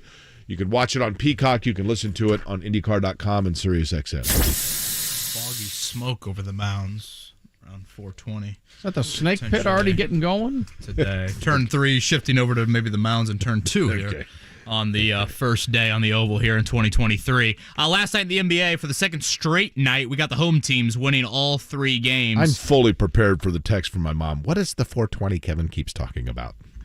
Just so Kevin's you know. a degenerate. That's all you got to tell her. Mark, God, I enjoyed talking to Karen Query, back in September at Jake's birthday. I thought I left a decent impression on her. He's a very nice young man, but he seems very enthusiastic about April. Feels like he trips over curbs quite a bit, too. That's right. Luckily, the toe is starting to get better. Okay, the Grizzlies, last night without Ja Morant, they win. Great defensive effort out of them. They even up that series with the Lakers 1-1. The Bucks put up 138. Pat Connaughton, one of my favorite Golden Domers back in the day in South Bend. He was tremendous off the bench with 22 in that one. So that series is 1-1 as well. And the Nuggets rounded out the night going up 2-0. Jamal Murray with his 5th career playoff game of at least 40 points. He had 40. Anthony Edwards, I think, had 41 for the T-Wolves. That is correct. 2-0. So tonight it'll be Philly and Brooklyn. So now we're getting the road games for the better seeded teams. Sacramento is going to be in Golden State, and the Suns will be in the Clippers. Guys, does Golden State get it done without Draymond? Take Golden State all day long tonight. No question. And I love Sacramento, but take Golden State tonight all day long. Any guesses on the line? 5.5. 5.5. The Warriors favored. Is that it? Without Draymond Holy Green. cow. Is that right? That is I got correct. Wordle today in attempt number 1, too, by the way. I am on Still it. play Wordle, huh? Huh? You still play Wordle? It is fun, yeah. I'm not one of those that post it every day. That kind of ran its course, right? Now, you taking the 5.5, Jake, or are you just going Warriors money line? Oh, After no. that, I guess you're taking 5.5. Yeah. Warriors tonight in a rout. I've never been more sure of anything in my lifetime. By the way, I'd like to do a new thing we do during, not necessarily every morning. This audio, Mark. But I thought this is kind of fun, by the way. Yesterday, we said good morning to Eli on his way to school. Yeah, uh-huh. This morning, let's say hello to Veronica and Calvin in Brownsburg that are on their way to school this morning. I think this is kind of fun. Each day we can say hello to a different child that's riding to school with their parents on their way to school and wish them a happy school day. A shout out to Mary. I ran into Mary last Well, we night. got She's 3 a weeks very left. loyal listener. She's called in for the pop quiz before. It's nice to meet Mary. Her energy was second to none. So I told her to call in again. Did you like that song Mary Mary by Run DMC? Well, Mary on 420 is something that, could be played here. Okay. MLB yesterday, Again, the Kevin Oakland Bowen, degenerate. The Oakland A's are moving to Vegas. $1 billion, is that correct? Apparently now there's no stopping it, right? Red Rocks is the group here. I'm thinking of Denver. Red Rocks Resorts, $1 billion agreement for land just north of Allegiant Stadium. So that's going to be right in the heart of it. Do they stay as the A's? They do, right? Yeah, I'm a fan of the logo. I'm a fan of the Las Vegas Athletics. I think that sounds good. Yeah. They're 3-16. I mean, by the way, granted, in the they year. were the Philadelphia Athletics, and They've lost 7 in a row. The Reds lost 8-0 to the Rays. The Well, Cubs where are you going to go? beat the A's 12-2. You know who's having a bad start to the season? The White Sox. They stink. They are so bad right now. and that's too bad because they were fun a couple of years ago when they made the playoffs. Cute fella 4-0 over the Nationals, by the way. The Nationals, don't they suck too? They're not great. They were supposed to have one of the lower over-unders along with the A's at the start of the year. Indianapolis Indians losing Memphis 12-7. All right, when we come back here on Kevin and Query, we'll get into, again, with the next pick series, some changes for the Colts this year on that end. And then Zak Keefer joins us around 9:05.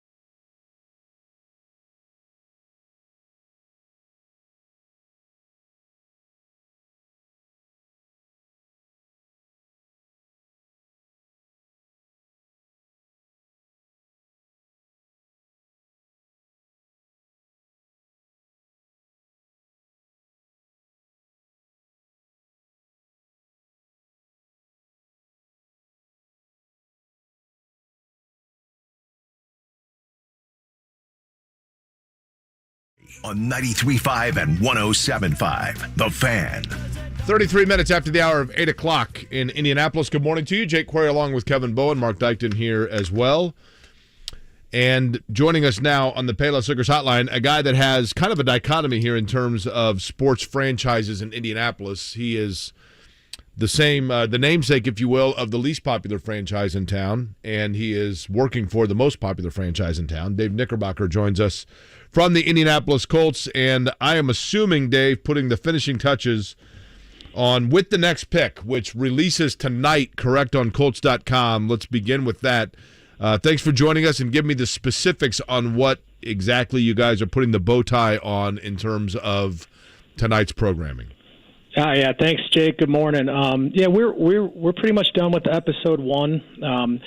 It should air tonight at 7 o'clock on all of the owned and operated Colts stations, Colts.com, and all of our social media. But we feel good about where it's at, and let's just hope there's no major edits. We can't. We can turn on a dime, but I think it's in a good spot. Dave, the questions that I've been getting from fans, why the shorter number of episodes this year? So I guess I will start there. Is it just 2? Is that correct? Yeah, we're going to do 2 episodes. So the first one's tonight, and then the second one is going to be probably the Thursday after the draft. We turn it around pretty quick. So, yeah, I could take you through that. In previous years, there's been 4 episodes. And, but overall, the 4 episodes it was about 40 minutes of content. What you're going to find with these 2 episodes is there's 40 minutes of content. We were finding that the month-long lead-up was a little difficult to kind of keep storylines. And, we were getting a little bit away from one episode every year seemed to kind of like focus on a trade, like the Carson trade or the Matt Ryan trade. And, Jake, you'll remember this. I kind of talked to the people in our department about the show Cheers, and every now and again they'd get out of the bar and they'd go play Gary's Bar and softball or something like that. And, I really wanted them to get back to what the show is, which is inside the draft room, on pro days, at the combine. So we felt like, not the same amount of content in terms of, minutes, but less of a lead time. So I think that's what our fans will see when we go all the way back to the combine, and even a little bit before that, and then really as a primer for the draft next Thursday. And then the second episode will be the draft, and then kind of the residue of now, that. So here's the thing, Dave. Is that to say that you've got my back here, that Cheers, in fact, even though it's old, is absolutely a transcendent show, generationally speaking? Absolutely. I mean, I was dating myself, but I knew you would get it and be appreciative of it. But yeah. Hell yeah. No, I mean, I argued back and forth. I said, yeah, they can get out of there, but the best episodes are just in the bar. And that's how I feel about the show. We got to, going back to the origin of this is a draft show. It's not it's not a behind the scenes, not necessarily Hard Knocks. It's about the NFL draft and the process as to how our front office staff, how our football operations staff prepares for the draft, showing the fans as much as we can leading up to it, and then really showing them all the excitement on draft night. Dave Knickerbocker, the head man over there in terms of content for the Colts. Percentage of quarterback chatter we're going to get on tonight's With the Next Pick, Dave? Yeah, you're gonna get quite a bit. It's obviously we know that's the main topic. You guys are talking about it a lot, which is great. Our fans are talking about it. We're not naive to the number one storyline heading into next Thursday, so you will see a lot of it. I think obviously responsibly done, because this year, the chatter's all over the place and nobody knows what to believe, and frankly, I'll put us in the same kind of in the same circle. Is like we don't know what's going to transpire. We've done a lot of footage gathering. You'll see, the second episode when the draft plays out. The best part about the second episode to me is when we're able to go back and really show why we picked these guys and really get into that conversation. So that's what we're doing right now, gathering footage on, obviously, not only the quarterback position, but every position. When you mentioned all the conversations. When you mentioned, like edits earlier and comparing it to Hard Knocks, what is your sign-off process? Like, is this Chris Ballard's watching the full episode and he's the guy that's, doing the final sign-off? Yeah, so I mean, this goes back to kind of even the beginning of it. This is the 5th season we've done it, and when I first got here, I had done in Chicago. I'd done a show about the NHL draft, and obviously, I thought it was a really good show. Nobody knows who the players are being picked in the NHL draft, so it was one of the first things I wanted to do. Is I sat down with Chris, and we just pitched the idea, and here's what we wanted to do, and here was the access that we were looking for. And ultimately, I think he got comfortable with the fact that I understood like what we couldn't give away, and by no means are we trying. It's a tricky thing to do a whole episode without giving anything away, yet making it interesting. But we've been able to kind of do that over the past 5 years. So the sign off process is we have a pretty good idea of what will be allowed and what wouldn't. And ultimately, football operations takes a look, and our PR staff. But honestly, after 5 years, it's a pretty seamless process. Dave, I'm curious. The unique thing here, Dave Knickerbocker is our guest from the Colts, and again, tonight will be episode 1 of With the Next Pick, which is their fantastic series that kind of gives a glimpse behind the curtain of everything that goes into the NFL draft. And with that, Dave, the true advantage for the fan here is it is really, incredible access as to all of the moving parts, to your point going into this. But how much do you have to run past? You shed a little light there, but, the reality is at the same time, you don't want to completely tip your hand, not only because, there might be certain players that the Colts are looking at, and they don't necessarily want that player to see what's being said about them. I mean, how much does Chris Ballard or Jim Irsay or Shane Steichen have editorial control or viewing of what you guys are putting together before it's released? Yeah, I mean, it's editorial control is one way to look at it, but really that's the beauty of the second episode. Is the guys have been picked, and now we can go back and watch the discussions in their entirety. We can listen to what they loved about the guy, what they need to work on. I mean, a lot of that's the interesting part about going back. So we don't necessarily air in episode 1, like you're not going to see debates about specific players because, that would be tipping your hand. We allude to it, and episode 1 is really about showing the process. So you talk about the draft room discussions, and sometimes it gets a little contentious, which I think are the best parts. The combine, what goes on at the combine with the interviews, and how the coaches come into that. And then the pro days this year will be a big part of that. And I wouldn't. We know not to tip our hand, but we know then in the second episode we're going to be able to go back and show everything. Which is, I think that's why our fans have taken to this series so well. All right, Dave, last one for me. For those that maybe are just joining us, 2 episodes this year, minute length. You say 40? Yeah, total. Like this one tonight is about 15 and a half minutes, and then the draft episode will be probably around 25 minutes. Okay, so 7 o'clock tonight on the Colts channels. Now, Dave, we'd love to have you back on kind of as this progresses, right, to talk about, especially once the picks are in, right, which is when it really kind of gets fun to be able to look back on it. In order for me to be able to keep abreast of each thing that happens along with this, can you unblock me on Twitter so I can see what's going on? Are you blocked on Twitter? I am. There's no way. I am. By me?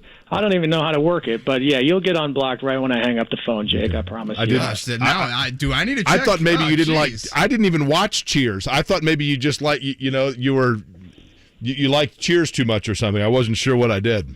Well, not only will I unblock you, but why don't you and I get together for a beer and talk about Cheers for just an hour? Now, you got to fill me in, because here's the thing, Dave. I'll be honest with you. By the way, I am not blocked, but so I feel good about that. I don't have a follow, though, so I'll throw the follow to Dave, and hopefully I can get one now, back. What? I got some homework to do after this. I got you guys. PBR, is that what we're doing, beer-wise, or is it just whatever's out there?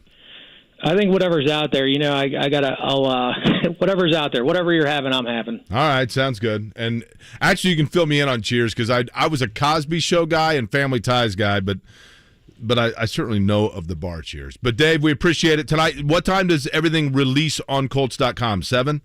7 o'clock tonight. Okay, 7 o'clock tonight, and then I'll be unblocked about 6:45. Mm-hmm. Yeah, that's right. Well, I appreciate you guys having me on, and look forward to going on again. Thanks, appreciate Dave. it. All right, thanks, guys. Boy, the old blocker. Thanks, Dave. Appreciate the time. Thank you. Is it Knickerbocker or Knickerbocker? I thought I Dave saw Knickerbocker? Dikembe Mutombo wag of the finger there. How many people do you think have Reggie you or Miller I has me blocked. Wow. But Why you Reggie can't get him on the show. Can you look that up? Like, who has you blocked? I don't Or know. is Elon taking that away? Reggie Miller has me blocked, and then I actually saw him. He was at a game, and so I saw him there, and I said, "Hey, why am I blocked on Twitter?" And he said, "Actually, anytime someone uses profanity, I block them." Wow. But he said, "But if it's in Vanity a police." But if it's in a," and I said, "Well, I've never used profanity, at least to him, certainly on Twitter." And he said, "No, probably what happened is you were involved in like a thread that somebody was responding to something, and I just hit like block all or whatever, and so I was like guilt by association." Now we wonder why Reggie doesn't come back too often. He gets asked about why he's blocked by Jake Query on Twitter when he returns to games there. Hey, Reggie Miller, actually, when I was a grunt at Channel 6 and was finally ready to like try my hand in the radio and television world, I went up to Reggie Miller in the locker room and asked if he would help out with my resume tape, and he did a thing on my resume tape to help me out, telling people to hire me. Really? I always appreciated That's awesome. that. And then when I got hired and was working in St. Louis, I was home and happened to be at Broadapple Steakhouse, actually, and saw him in there and went up to thank him. And he's like, "Yeah, I knew you got a job, so like, congratulations." He was always, I thought, always really cool. Until he blocked me on Twitter. You know, you and I were over there at the Celebration of Life for David Benner about a month ago. I thought Reggie was outstanding and really cool that he showed up. Totally. I guess we're giving some shout-outs to people on their way to school. James, the diehard Rays listener. Amelia, his daughter. Happy birthday to Amelia her. Bedelia? She turns 8 today. That's cool. So happy birthday to Amelia. Zak Keefer going to join us in 20 minutes. Kevin and Query on a beautiful Thursday.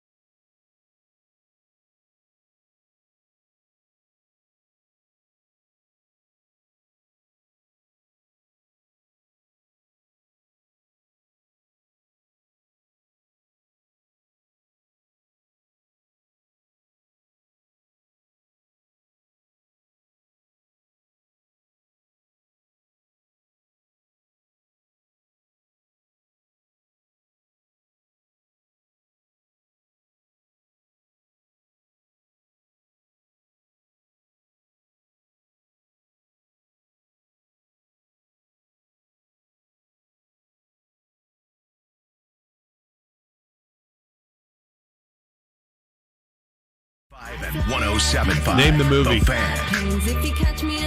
Pineapple Kevin? Express. Huh? Pineapple Express. Is it in that? Yeah. Okay, what else? That's where I would have gone. Slumdog Millionaire.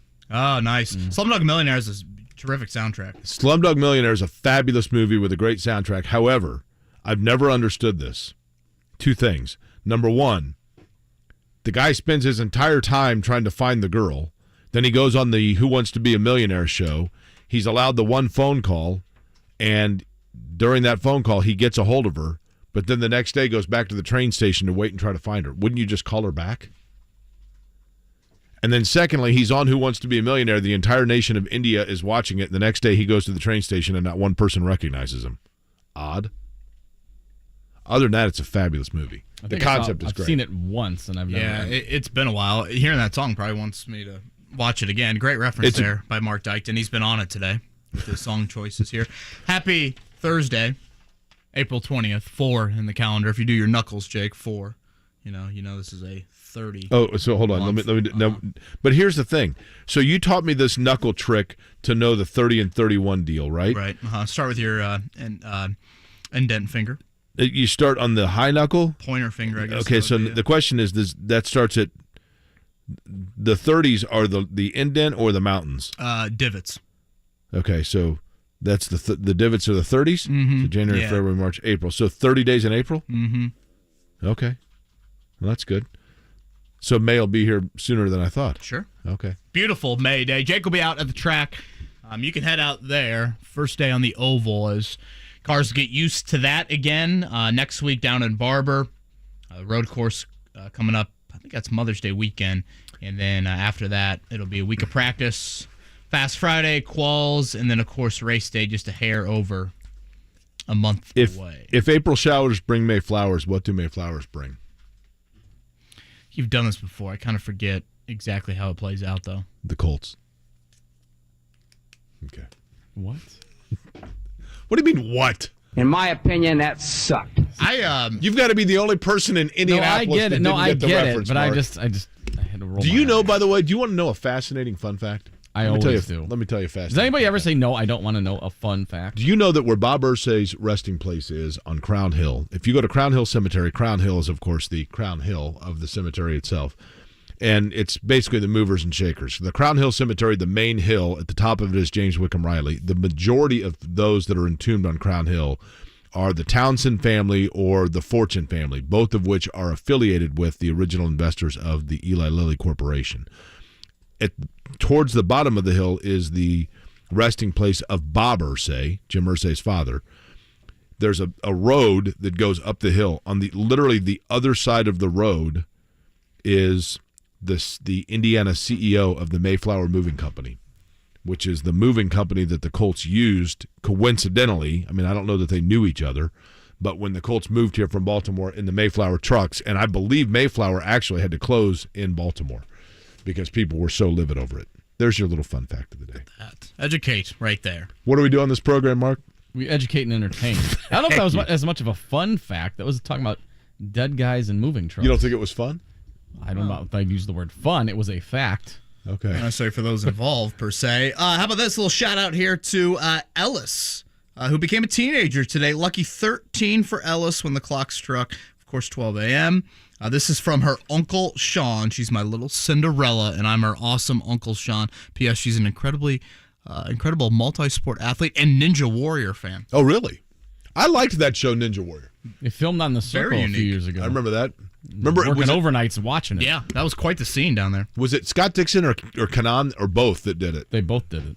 And struggled, right? I mean, it's no knock on them. That would be if really Kanan's hard. struggling, then that's got to be a big deal. I know he is. Which would be the hardest aspect of the Ninja Warrior course? The running on the things that, like, you got to balance, or I think it'd be anything using upper body strength, like the rings. Probably at the end when you have to climb up that wall, because you've exerted all your energy trying to get up that wall is probably the hardest part. I could not agree more with this from Adam Shine, Sirius Radio. He tweeted out earlier today, there's no team under more pressure next Thursday night than the Colts. Friendly reminder, ... a Chris Ballard Colts team has never won the division. Typically don't see that sort of take from a national member of the media. I think you usually get heavy praise for Chris Ballard. So that is a bit unique. Obviously, there's pressure on Carolina. Like anytime you make a trade from 9-1, you obviously have got to hit on that. But considering the Colts carousel, considering where they've been as a franchise, particularly as of late under Chris Ballard, the trend in going the downward direction, you're going down the wall with how the franchise has been over the last few years. Jake, to me, in Jim Irsay's ownership, it's the biggest and most difficult. Difficult is a caveat you have to throw in there. I get that cutting Peyton Manning obviously was just monumental in 2012. But you cut Peyton Manning knowing you were getting Andrew Luck. Right. This decision does not have that alternative sitting there on a platter for you. You have to make a difficult decision based off who you want and how you're going to go get that guy. But it happens at the most important position in sports. And when you're 7 years into your tenure and you haven't won a division, you've only won one playoff game, you have no answer at quarterback. That's why, to me, the pressure a week from tonight is beyond immense for Chris Ballard. I think the thing that frustrating is the wrong word, probably. But the thing that magnifies how big it is a decision, Kevin, is that 90% to 95% of why this is a big deal for the Colts is self-created. They painted themselves into this corner. They painted themselves into a corner where there's only one way out. So that they are the ones that are going to have to answer to it if this blows up. It's not like they had a player get injured or, for that matter, a player retire right before the season, because that was like 5 years ago. You know what I mean? Like they kept kicking the can down. They made a bad decision on which guy to try to put as their multi-year quarterback. They took care of that by, again, paying huge money to a guy that underdelivered because he was 942 years old. So they have put themselves in this position. I mean, to your earlier analogy, Jake, it's a bit self-inflicted, like Tiger Woods' continued physical deterioration is. And the Band-Aid approach, it just doesn't work out for, again, sustained success. So, I said this to JMV last night. As much pressure as there is a week from tonight, it also offers, I think, the first real opportunity at hope that this franchise has had, I would argue, in quite some time. It is your first chance to potentially create an era where you have competency to better than competency at that position. And that is a feeling that, again, this franchise has certainly had, but not for quite some time. Does it, and you have to get back there if you want to try and achieve the lofty goals, as you should have lofty goals, that Jim Irsay has very publicly said. Actually, I have a question for you about that in terms of their approach, but I want Zak Keefer's opinion on it as well. So I'll ask both you guys. How's that? PRO. You're a pro. It's RPO. That's one of the things that quarterbacks like to do, right? Run, pass, option. We'll see if those In are my high opinion, that sucked. options on this day of April 20th. He's Jake Query. I'm Kevin Bowen. 9 o'clock hour coming up here. 93.5, 107.5, The Fan.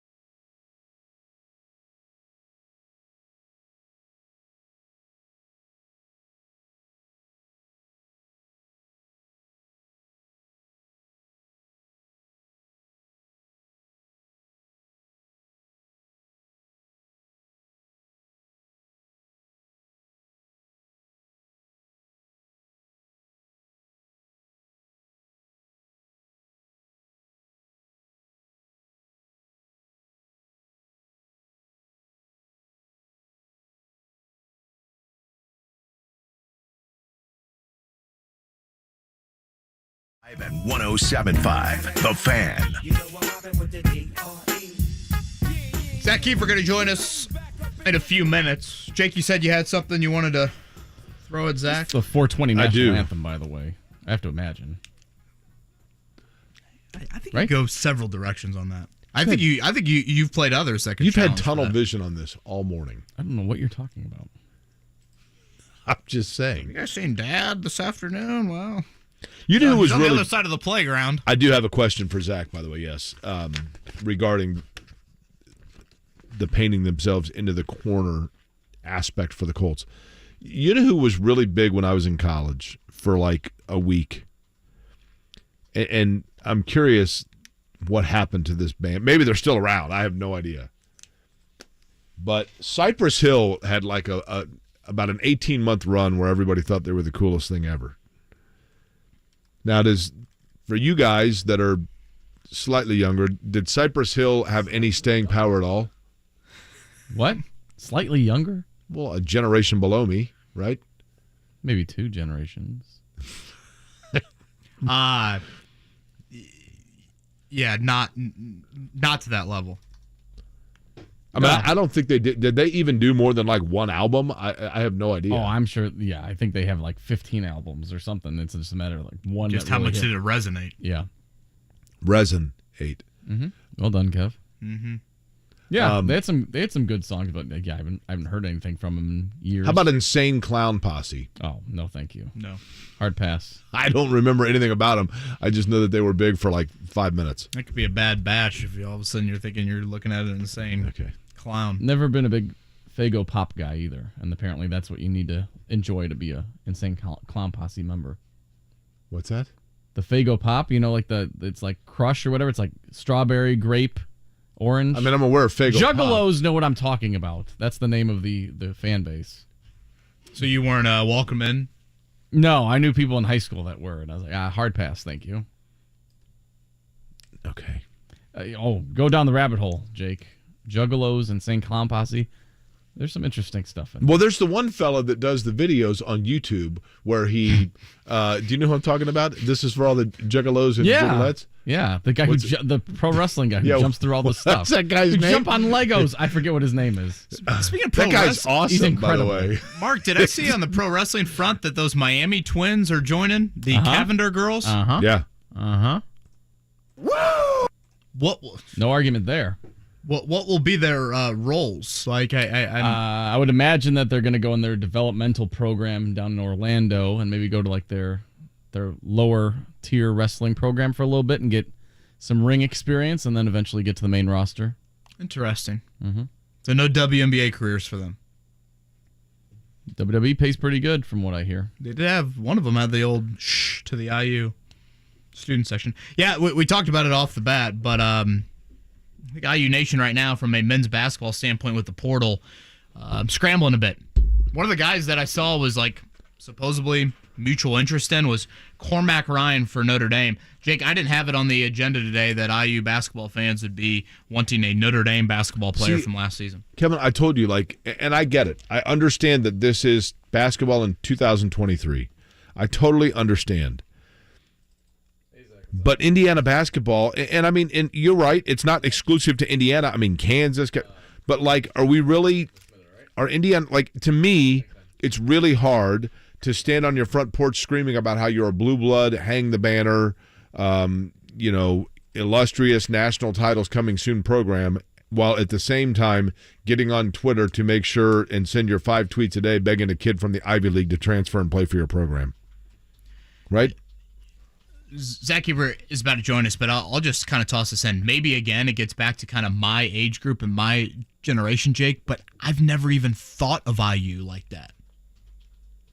And I'm showing my age here, but I've never thought of IU in that realm. I mean, it's one Sweet 16 in the last decade. Right. So, for me, when I look at deep tournament runs, you're naming tens of programs before you're naming IU. Again, in my formative years, I mean, sure, the early 90s, you obviously had some runs there, but you got to go way back. before you get to that. Joining us now on the Payless Liquors hotline, Zak Keefer from The Athletic, talking about the Colts. And, Zach, I'm going to bring you in by asking you a question for you and Kevin both, really. But we were just talking about this draft and, the Colts and quarterback and everything else. So let me ask you this, Zak Keefer. If you have Richardson, Stroud, Levis, let's just assume for the sake of argument, and I'm going to put Stroud maybe in that category, but if those are the three guys that are available when the Colts are on the clock, did the Colts twice kicking the can on quarterback, and by that I mean Phillip Rivers and Matt Ryan, and missing on Carson Wentz, and painting themselves into a corner of total necessity, have the Colts, because of the way that they've had a few swings and misses at the quarterback position under Chris Ballard, have they put themselves in position now where they can least afford a high-risk, high-reward guy and, in fact, strictly have to go with the safest pick as opposed to the highest ceiling guy? No, Jake, I don't buy that. I don't buy that plays into their thinking. From what I know about Chris Ballard and how he thinks and everything I've heard from him, I posted a story on Monday on The Athletic that essentially went back to everything he's ever said about drafting a quarterback. I went back to the very first press conference in 2017 where he famously said it's not going to be about one guy. The irony being it is about one guy, and it has been about one guy, and it's been about the guy you haven't been able to find since the one guy left in 2019. But I don't think they think like that, Jake, for better or for worse. But let's just make the case for Anthony Richardson, right? Maybe the highest ceiling of all of them, maybe the lowest floor of all of them, maybe the highest floor too, because of all the things he can bring physically. I don't think they think about a guy that needs to come in and play right away. I don't think that's going to come into their decision making, and I don't think they're going to force it based on the least amount of risk. I really don't think they're going to let that play into it. That doesn't mean they're going to take Richardson. That doesn't mean it's going to be a deciding factor. But I really think a couple things are really important here. One, just because they take a quarterback this year does not mean they're not going to take one next year. I know that for a fact. And then secondly, after all the impatience and impetuousness that Jim Irsay showed last season, and I wrote about it and everybody else did that was there, I really feel like the owner has taken a step back. And he's going to let Ballard and Steichen make this decision, barring some crazy turn of events. He's going to let them make this decision. And then he's going to lean on them for the development, because it's not just who they draft, it's what they do with this kid. Does he play week 1? Does he play week 10? Does he sit the entire year? Remember, Ballard was on the staff in Kansas City that drafted Mahomes, and he was there, and he scouted Mahomes a couple times the previous fall. And they really felt like this guy was going to be a star. And they still let him sit for a year. The Colts are not going to be very good next year, whether this kid plays or not. The reality is I think they're going to be patient, and I don't think they're going to feel boxed in or rushed or forced to draft a guy that can play sooner rather than later. Zach, I thought it was a really good exercise you did. Zak Keefer, by the way, from The Athletic with us here on the Payless Liquors hotline, and going back and looking at those past Ballard comments, because you almost take anything he said here in 2023 with just, first off, you just have immediate skepticism. Considering where the Colts are and how secretive teams want to be about this sort of move. Something stood out to me of the Ballard-related comments when you go back several years, but I'll first throw it to you. What, if anything, stood out to you? Accuracy. Yeah. That's a big debate, right? Can you improve accuracy? There's one example, a very notable example that I think is going to get a lot of GMs fired eventually. It's Josh Allen, right? Very poor completion percentage when he was in college. Pretty bad in the NFL his first couple of years, and he's elevated into an MVP candidate and one of the best players in football. Ballard said on the record a couple of years ago, before he was really looking to draft a quarterback, he said, I don't think you can improve accuracy that much. And that's very telling this year, because Anthony Richardson accuracy is terrible. Like flat out, it's 53.8. It was second to last of 14 quarterbacks in the SEC. Now, he can do a lot of other things, but can he win from the pocket? Ballard said all the other stuff is nice, right? When you can run, when you can move, when you can create on 3rd and 6 and get a first down with your legs, that's great. But he still believes guys need to win from the pocket. On the alternative side, Shane Steichen says you can improve accuracy with mechanics. the bet is not just on this quarterback, it's on Shane Steichen. I do believe that. So that's going to be an interesting dynamic in the draft. With Ballard, are you changing your mind on accuracy and whether that can improve in the pros when the windows are tighter, the defense is better, the pass rushes get in there quicker? Or is it Steichen who says, look, I can make this guy better? That's going to be almost the crux of this decision. But what stood out to you, because there was a lot in there. It took me a long time to dig up those quotes.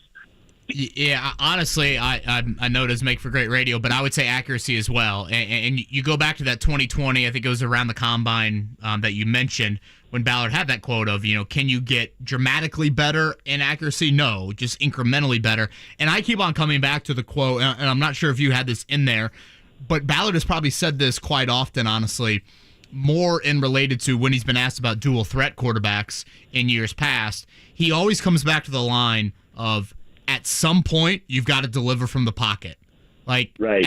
At some point, those legs are no longer 22-year-old Michael Vick, 23-year-old Lamar Jackson. And at some point, you've got to deliver from the pocket. So that's where I'm a little torn on all this, Zach, because, again, I could see major intrigue in Anthony Richardson, but if the biggest question, and I know he had a lot of drops at Florida, so maybe that 53, 54% isn't entirely indicative of his accuracy.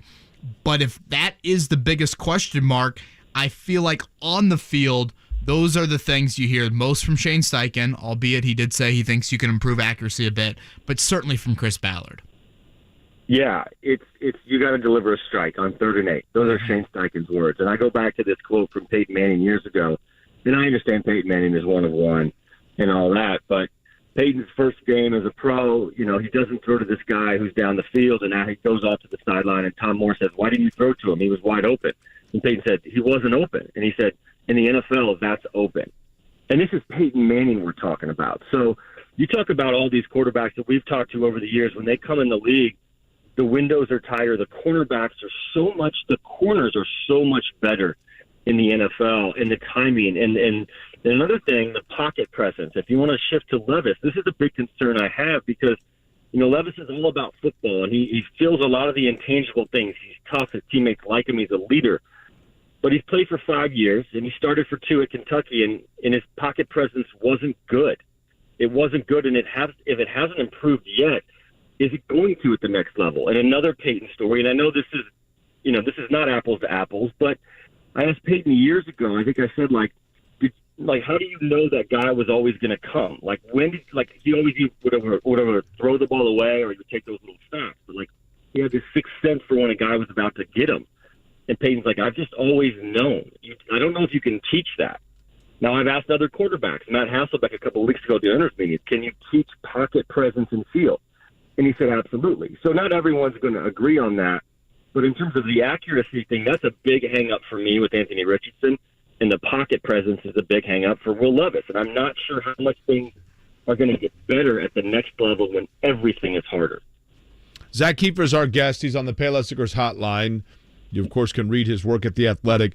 Zach, one thing I'll say about Chris Ballard, I've said this many times, maybe not in every situation, and certainly you are more nuanced or dug in with the daily beat of the Colts than I, but on the big things, typically, a lot of times we go back and we go, he pretty much was consistent in not saying what he was going to do, but I think sometimes we overanalyze, and he is somewhat transparent. You might disagree with that, but for the most part, you're like, yeah, I mean, he was pretty honest that this was what they had in mind or whatever else. With that said, when it comes to the quarterback position, when it comes down to it, and I have a name in my mind here, but throughout this entire process, what is the name? Who is the quarterback in this draft that you continually hear more often than the others? Jake, it depends on the day. I'll be honest. One day I hear something that they like about Anthony Richardson. One day I hear something that they like about Will Levis. And you can make a really good case for either one. I do feel like Richardson is the bigger swing. And I feel like a little bit more of an uncharacteristic move for them, right? It would go against what we just talked about. It would go against his belief that accuracy is paramount. Now, on the alternative, it's let's look at the AFC right now. You got If Lamar Jackson stays in Baltimore, they're a contender. You got Justin Herbert in L.A., you got Mahomes in KC, you got Joe Burrow in Cincinnati, and I'm probably forgetting 2 others. Like, they are loaded. Like, this conference is loaded. Do you need to take a big swing to try to get a dynamic, game-changing player at the quarterback position?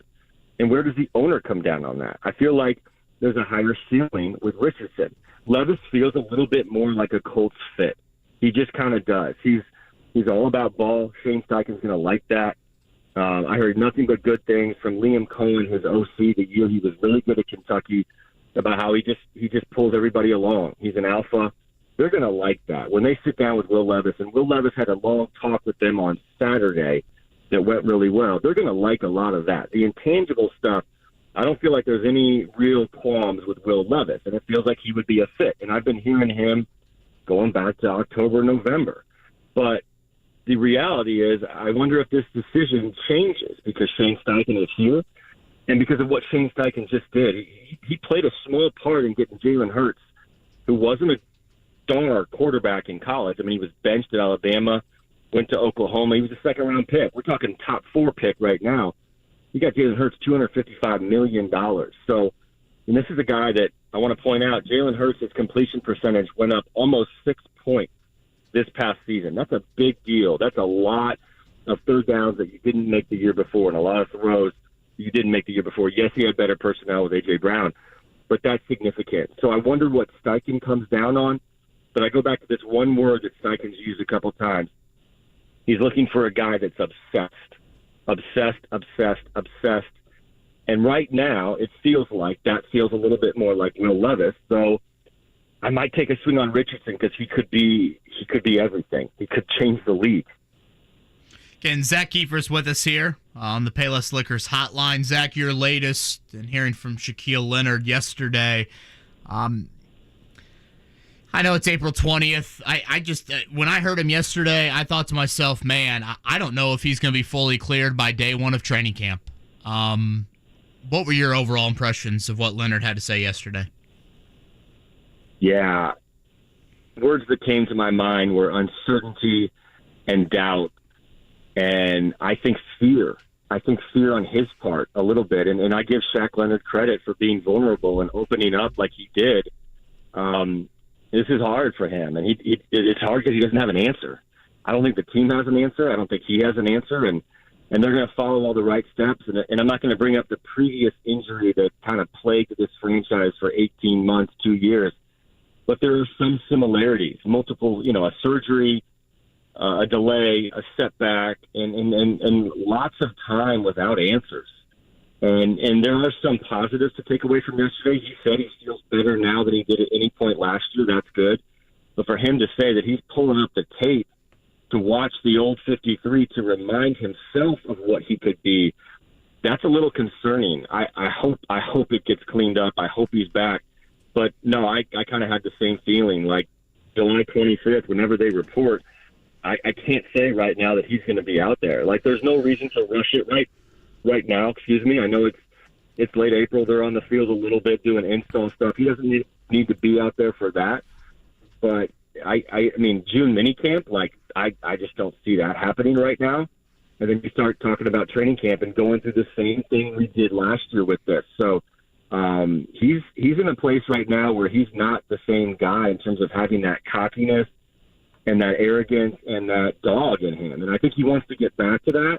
But the problem is his left leg won't let him. So we'll see with 53, but some real candor from him yesterday about a point in his career that really feels like a crossroads. Zach, if the Colts, like in round 3, I'll say, Kevin and I were talking about this earlier, but I want to know if you agree. If they draft a linebacker prior to, say, round 5, yep, that's very telling, is it not? Yep, thought the same thing yesterday, Jake. And it's not a position they've missed on. Like, they have nailed every single linebacker pick. Shaq Leonard, Bobby Okereke, Anthony Walker back in 2017. Even Matt Adams was a good special teamer. E.J. Speed is going to elevate this year's Zaire Franklin. Like, that's a position Ballard just keeps on hitting. And that's why they haven't had to go out and sign anybody in free agency. But you're dead on. Like, that's the reality. Like, nobody knows if he's going to be out there in week 1. And so you've got Benner Franklin you feel good about. EJ Speed's going to get more snaps. Gus Bradley said yesterday. But if they go draft a linebacker a little bit higher than you anticipate, it's very telling. That's them telling you what they haven't said yet, that they don't know if Shaq Leonard is going to be back. I will say, though, Zach, and I'm going to say this every time his name comes up, the real challenge is going to be the bar is raised. But so far, at this point in his career, I think EJ Speed's been a nice player that's answered each challenge. But this one would be a big one if that's what his role is going to be.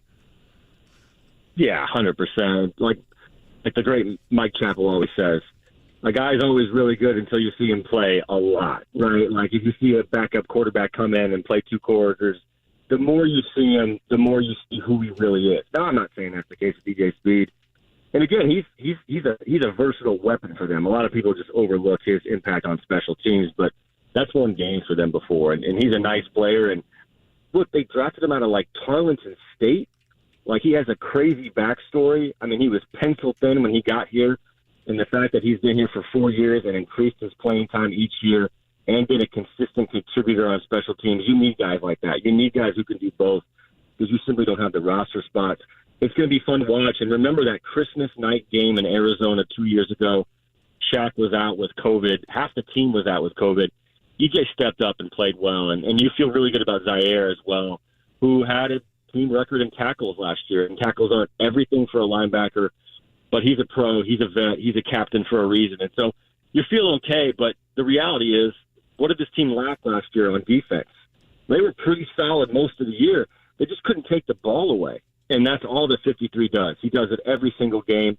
For the first 57 games of his career, he averaged a takeaway every 1.24 games. Like, that's absurd. Like, that's an alarming rate. That just changes the game. It's like a cheat code. And without that, this team wasn't whole last year. So if he can get back, that elevates them to a different degree because really we don't know what the offense is going to look like. Zak Keefer from The Athletic. 1 week from tonight, we'll finally get some answers to the million questions we've had here over the past Thank the Lord. Handful of months. Hallelujah is right. Zach, great stuff, man. Thanks for being flexible with us today. You guys on Pagano time? Did he have to bail on you or something? Does he have a tea time? Is he playing somewhere? Oh, well, let's text our buddy Anthony Calhoun. I bet they're playing cricket stick right now, as nice as it is. I was going to say, weather on Friday a little different than Thursday. Chuck's no dummy. He's probably getting some golf in, which I respect. So, yeah, Chuck Pagano tomorrow at 8:30. Thanks, guys. Zak Keefer right there on the Payless Liquors hotline. Chuck Strong Gala tomorrow night. Chuck Pagano going to join us at 8:30. Kind of cool. Ron Rivera, Jake, coming in town for that. It is very cool. I think Bruce they're gonna have Arians last year. A Carson Wentz conversation. Him and Jim Irsay are going to pull off to the side and just, hey, you guys want to have a drink? Yeah. That would be quite the conversation. Fly Give on me the a wall 2 would fingers be of scotch, please. interesting on that one. Now, if they had desserts, yeah, each dessert could be named for. I can't. We retired it. I can't. Okay. I'm looking at it. I can't play it.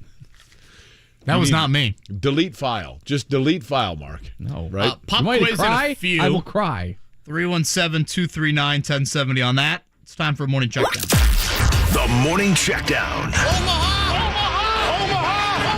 On 93.5 and 107.5 The Fan. We'll begin with the NBA. Last night in the playoffs, Miami and Milwaukee. It was the Bucks 138-122 over the Heat. That series now tied at a game apiece. Brook Lopez with 25. Funny, we were just talking about him yesterday about how he's can occasionally give you those big games, especially without Giannis out there. Drew Holiday with 24 and 11 assists. Again, series tied a game apiece. Also tied at 1 game apiece, Memphis and the Lakers. That's because the Grizzlies 103-93 last night over L.A. LeBron James did have 28 and 12. Dylan Brooks later after the game saying, I don't respect anybody unless they drop 40 on me. Did he call him old? He did. He's old. Called him an old bear. No, he said he's old, and then he said, I like to poke bears. So, yeah, I guess he basically did, right? Nuggets over the Timberwolves, 122-113. Denver now leads that series 2 games to none. Jamal Murray with 40. Anthony Edwards with 41 for Minnesota. Would you poke Dick Butkus? That's an old bear. We wouldn't poke him. Yeah, he is. But I wouldn't poke him. Did you know, by the way, there's only been one player that has died of a heart attack in a game in NFL history. Receiver from the Detroit Lions. They were playing the Bears. Dick Butkus is standing on the field. Dick Butkus, to his credit, like immediately realized something was going on and hailed everybody. Do you know that at Connor's Pub they have a picture on the wall of Butkus standing over the guy, and Butkus signed it? Whoa. Wow. Maybe he didn't realize at the time? That can't be real, right? There's no way that he would legitimately sign that photo, right? Yeah, that seems a bit awkward. Yeah. That might have been like it was at a signing. He was Especially like, considering he's always been very dignified about it. I mean, he was like the one that realized something was wrong, and he's always, I'm guessing someone handed that to him like in the middle of a 3-hour signing, and he's like, there you go. Yeah. Didn't realize. Tonight on the NBA front, Philly looking to go up 3-0 there in Brooklyn, Sacramento, with no Draymond Green on the opposing side of the floor there. They're going to take on Golden State, and Phoenix 1-1 with the Clippers. So those will be the 3 games tonight as these series now start to shift to the underdogs home arena. Major League Baseball yesterday, Reds got walloped. The A's are moving to Las Vegas. Being a Reds fan, are you going to abandon following this team? Do we get a year on that for the A's in Las Vegas? Like when the stadium will be complete? 2 years? 2 years for a stadium? I don't know. It's already there. Oh, it's there?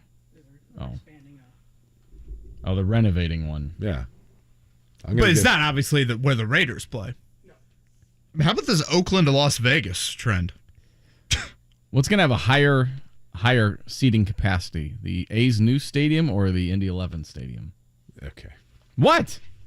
You mean which has a higher price tag? I'm just saying the Reds, the A's said they had an attendance of 12,000 people, and I said that is absurd. Them up. You're teeing up, Jake. I know. 7,300, by the way, at the Reds game on Monday. 7,300. I was listening to the A's broadcast. So I guess we have the answer to the question of, are you going to abandon this team, right?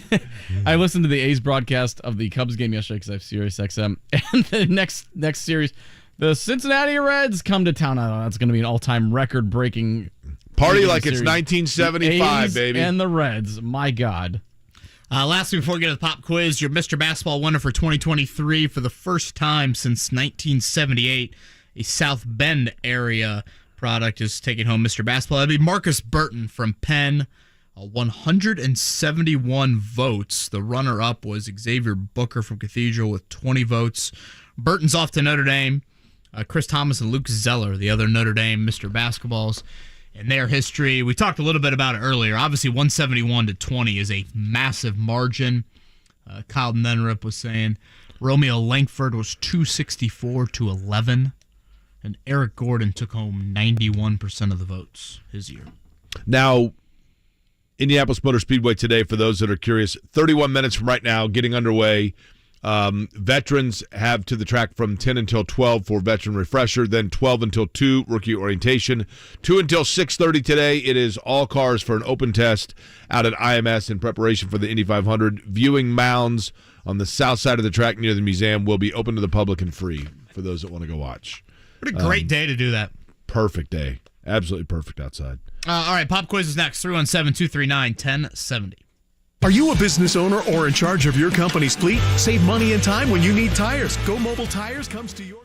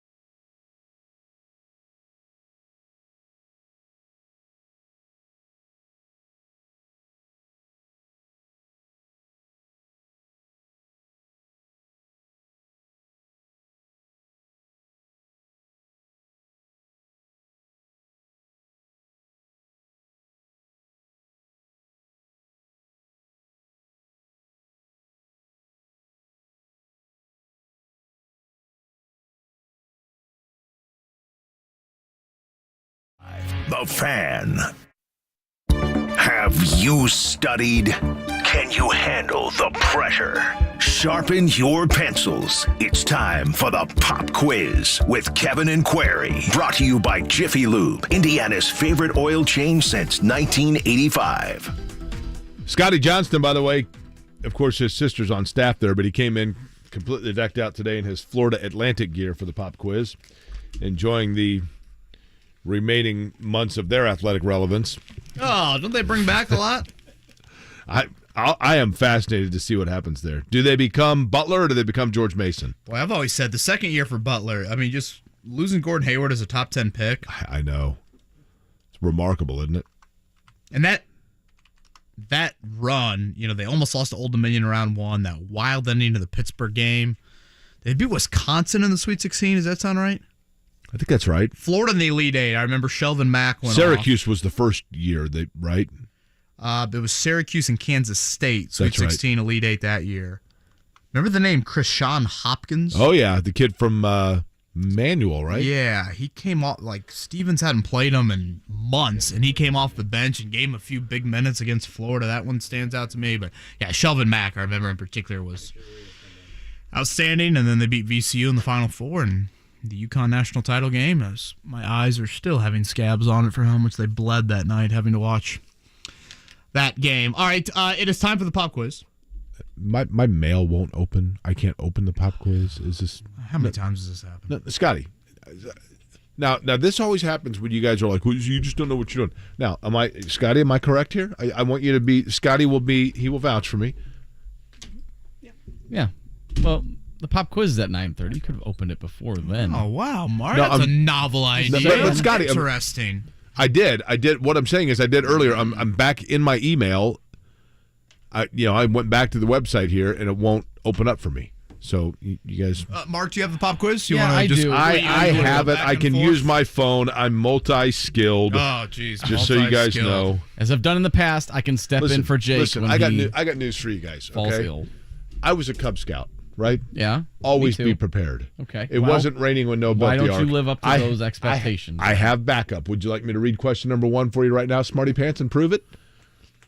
Because you were able to access your phone? Sure. Yeah, let's bring a caller online. Yeah, let's do here. that first. Mark, let's go with you as Jake scrambles. Mark, number 1 through 8. Let's go with Fast Fingers Don. Don? Don,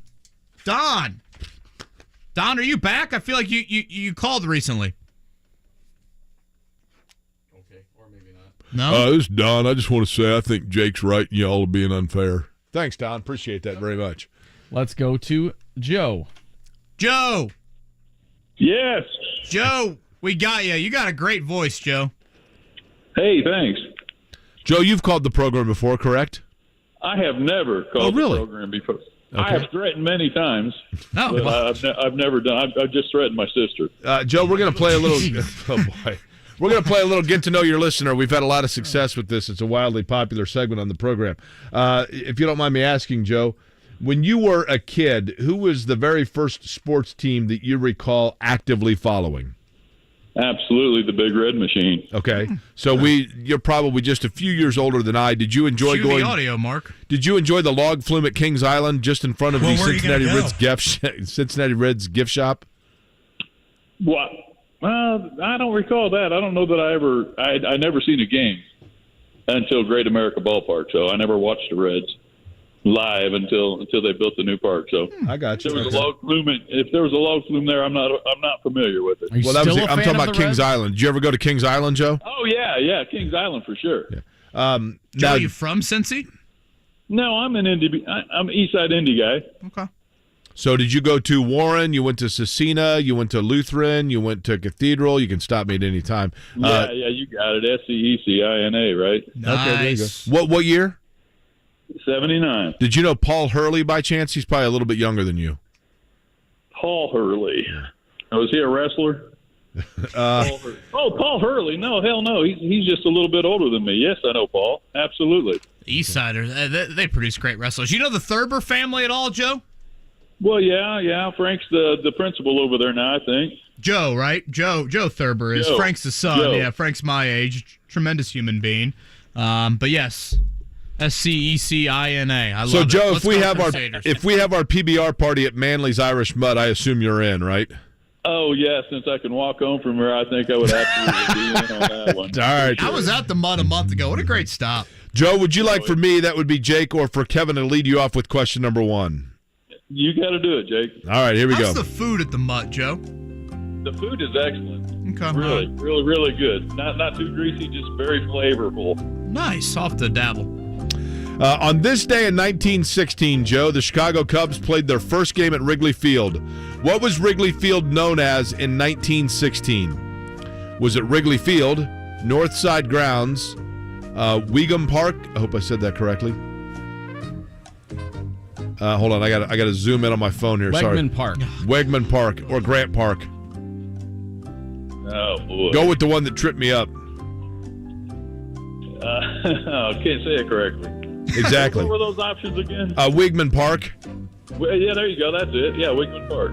All right, Joe. Jamal Murray scored 40 last night. The Nuggets win over the T-Wolves. It was the 5th career 40-point playoff game for Murray, breaking the Nuggets franchise record. Whose record did Murray break? A, Alex English, B, Dan Issel, C, Carmelo Anthony, D, Nikola Jokic. Wow. Damn, it pays to listen all morning. I don't know if we Yeah, said this, but, think Britain. Yeah, Alex English was my first thought. Yeah, absolutely. It's a good question. I'm going to stick with Alex English, yeah. Okay, question 3. The Milwaukee Bucks even their playoff series with the Heat at a game apiece thanks to a record-tying 25 three-pointers in Game 2.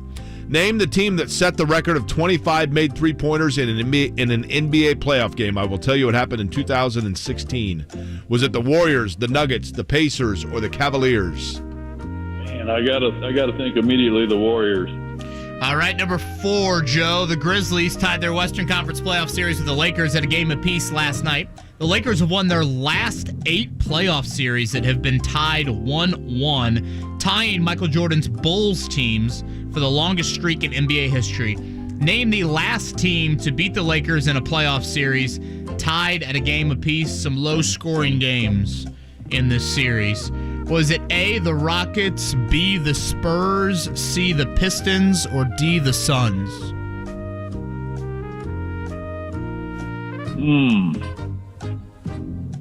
Kind of got beat up in this series. I'm sorry? I said they kind of got beat up in this series. Let's say let's go with the Suns. Hey, Joe, did you happen to watch, I think it was HBO, did like kind of a documentary / dramatization of the Lakers. I think it was called Showtime, that was out 6 months ago or so. No, I didn't catch it. That would have been a good hint, I'm sure. It featured at that time, future Pacers coach on it, who's going to be your answer here for question number 5. Mike Brown last night named NBA Coach of the Year. There have been 2. He, of course, a former Pacer assistant. There have been 2 coaches that have won Coach of the Year while coaching the Pacers. Larry Bird is one. Which is the other? Was it Rick Carlisle, Jack McKinney, Larry Brown, or Dr. Jack Ramsey? Let's go with Larry. Okay. See how we did here? Read off the answers before. Provide a little insight. Joe, thank you for the effort. Jake, what? Got 1 and 2 right and then went off the rails?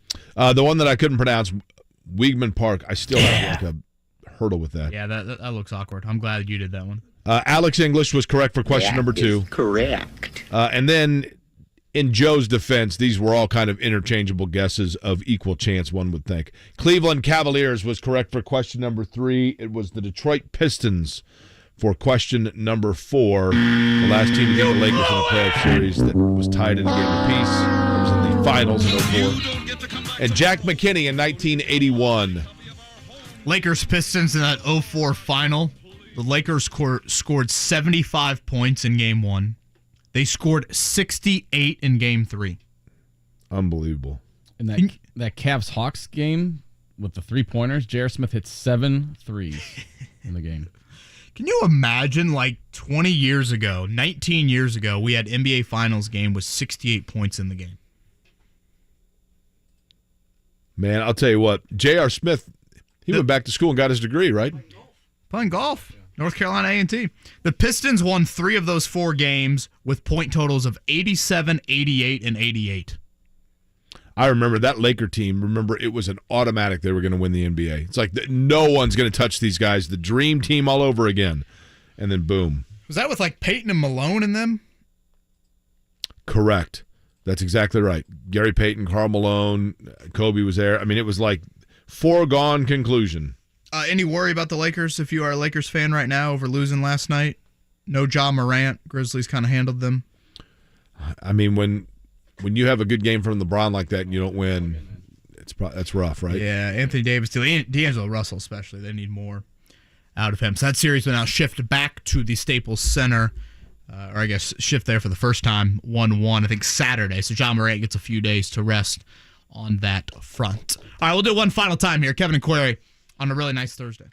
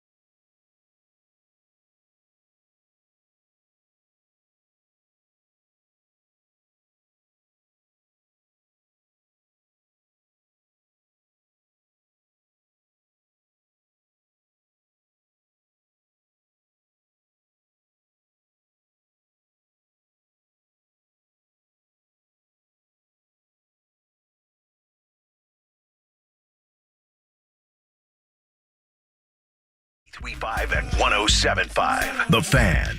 Well, I'll tell you what. If the Colts draft pick can hit like Mark Dykton has hit today, that'd be big. That'd be big. Mark Dykton on it. Terrific effort today with the playbacks. Beautiful Thursday. Celebrate how you wish. Jake Query, you're going to be a busy man here after the show, correct? I will be today and tomorrow, weather permitting. But again, give us a rundown again.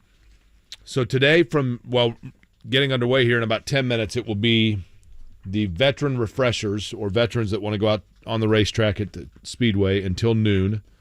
Then from noon to 2 is rookie orientation. So the rookie orientation is for those that are rookies in the Indianapolis 500. You go out and you have to do, there are different phases, and you have to turn a certain number of laps. I think it might be 20 laps at different speed intervals. So at first you do like 20 laps from 100 to 150. I'm spitballing the actual figures, but this is pretty close to accurate.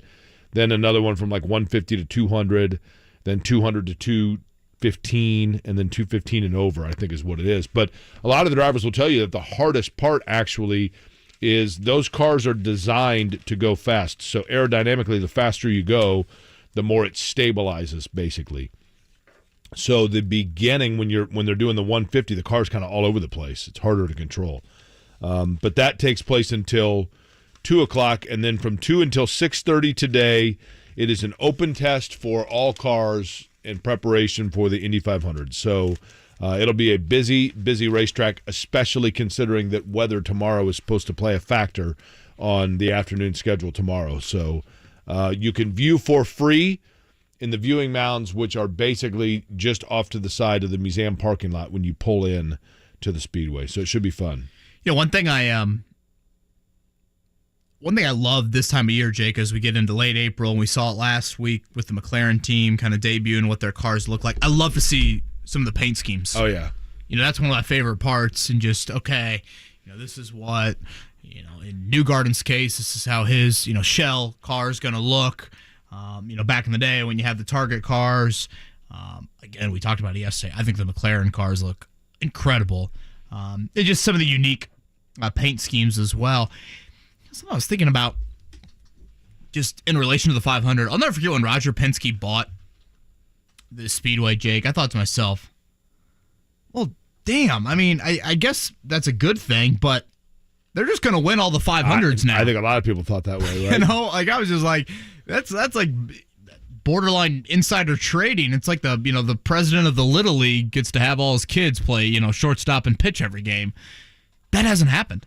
Correct. Like Penske has, I think it's fair to say, struggled in recent Indy 500s. Yeah, I mean, Joseph Newgarden is one that I think people thought it was a foregone conclusion was going to win a 500, and I still think he's going to be a favorite this year, but their setups have just struggled, and that's part of what this test is about, right? And to go out and just the bigger teams have an advantage that you can try different setups, different ways that your cars align, different fuel loads, etc. But you're right. I mean, it's been, obviously Ganassi's been strong and Andretti's been strong, right, and et cetera, et cetera. And McLaren, I mean, right there, Pato Award and Felix Rosenquist had chances now last year. The only thing I ever ask is that, and this happened, one of the years I remember Canaan, they picked up a new sponsor right before the race, and they changed. It was either Canaan or Dixon. It might have been Dixon. And they changed the paint scheme in the weeks between practice and then the race itself. And selfishly speaking, as a broadcaster in charge of IDing those cars as fast as possible, when all of a sudden your eye has now been trained for 3 weeks to look for a car and then it's different on race day, yeah, it is a nightmare. Right. I called Dixon Canaan like 4 different times. No way, that's Scott Dixon. I mean, last year, just in the stands, I struggled with Castroneves and Pagano. Yeah. They were really similar for me last year. There's always one car also, Kevin, and I'm sure this happens to you as well. There's always one car that finally on like lap 160, you're like, who is that? Like, I keep seeing that car go past. Who is number 68? Yeah, and you look, oh, it's Hildebrand. Right, okay, yeah, right, sure. Exactly. Yeah, the red, white, and blue schemes, there's usually a couple cars that have some variants of that. That's usually one where I'm always looking down being like, okay, who exactly is that? So where will you be in turn 3 today? Or no, will you I'll be in the booth today, which is in the media center.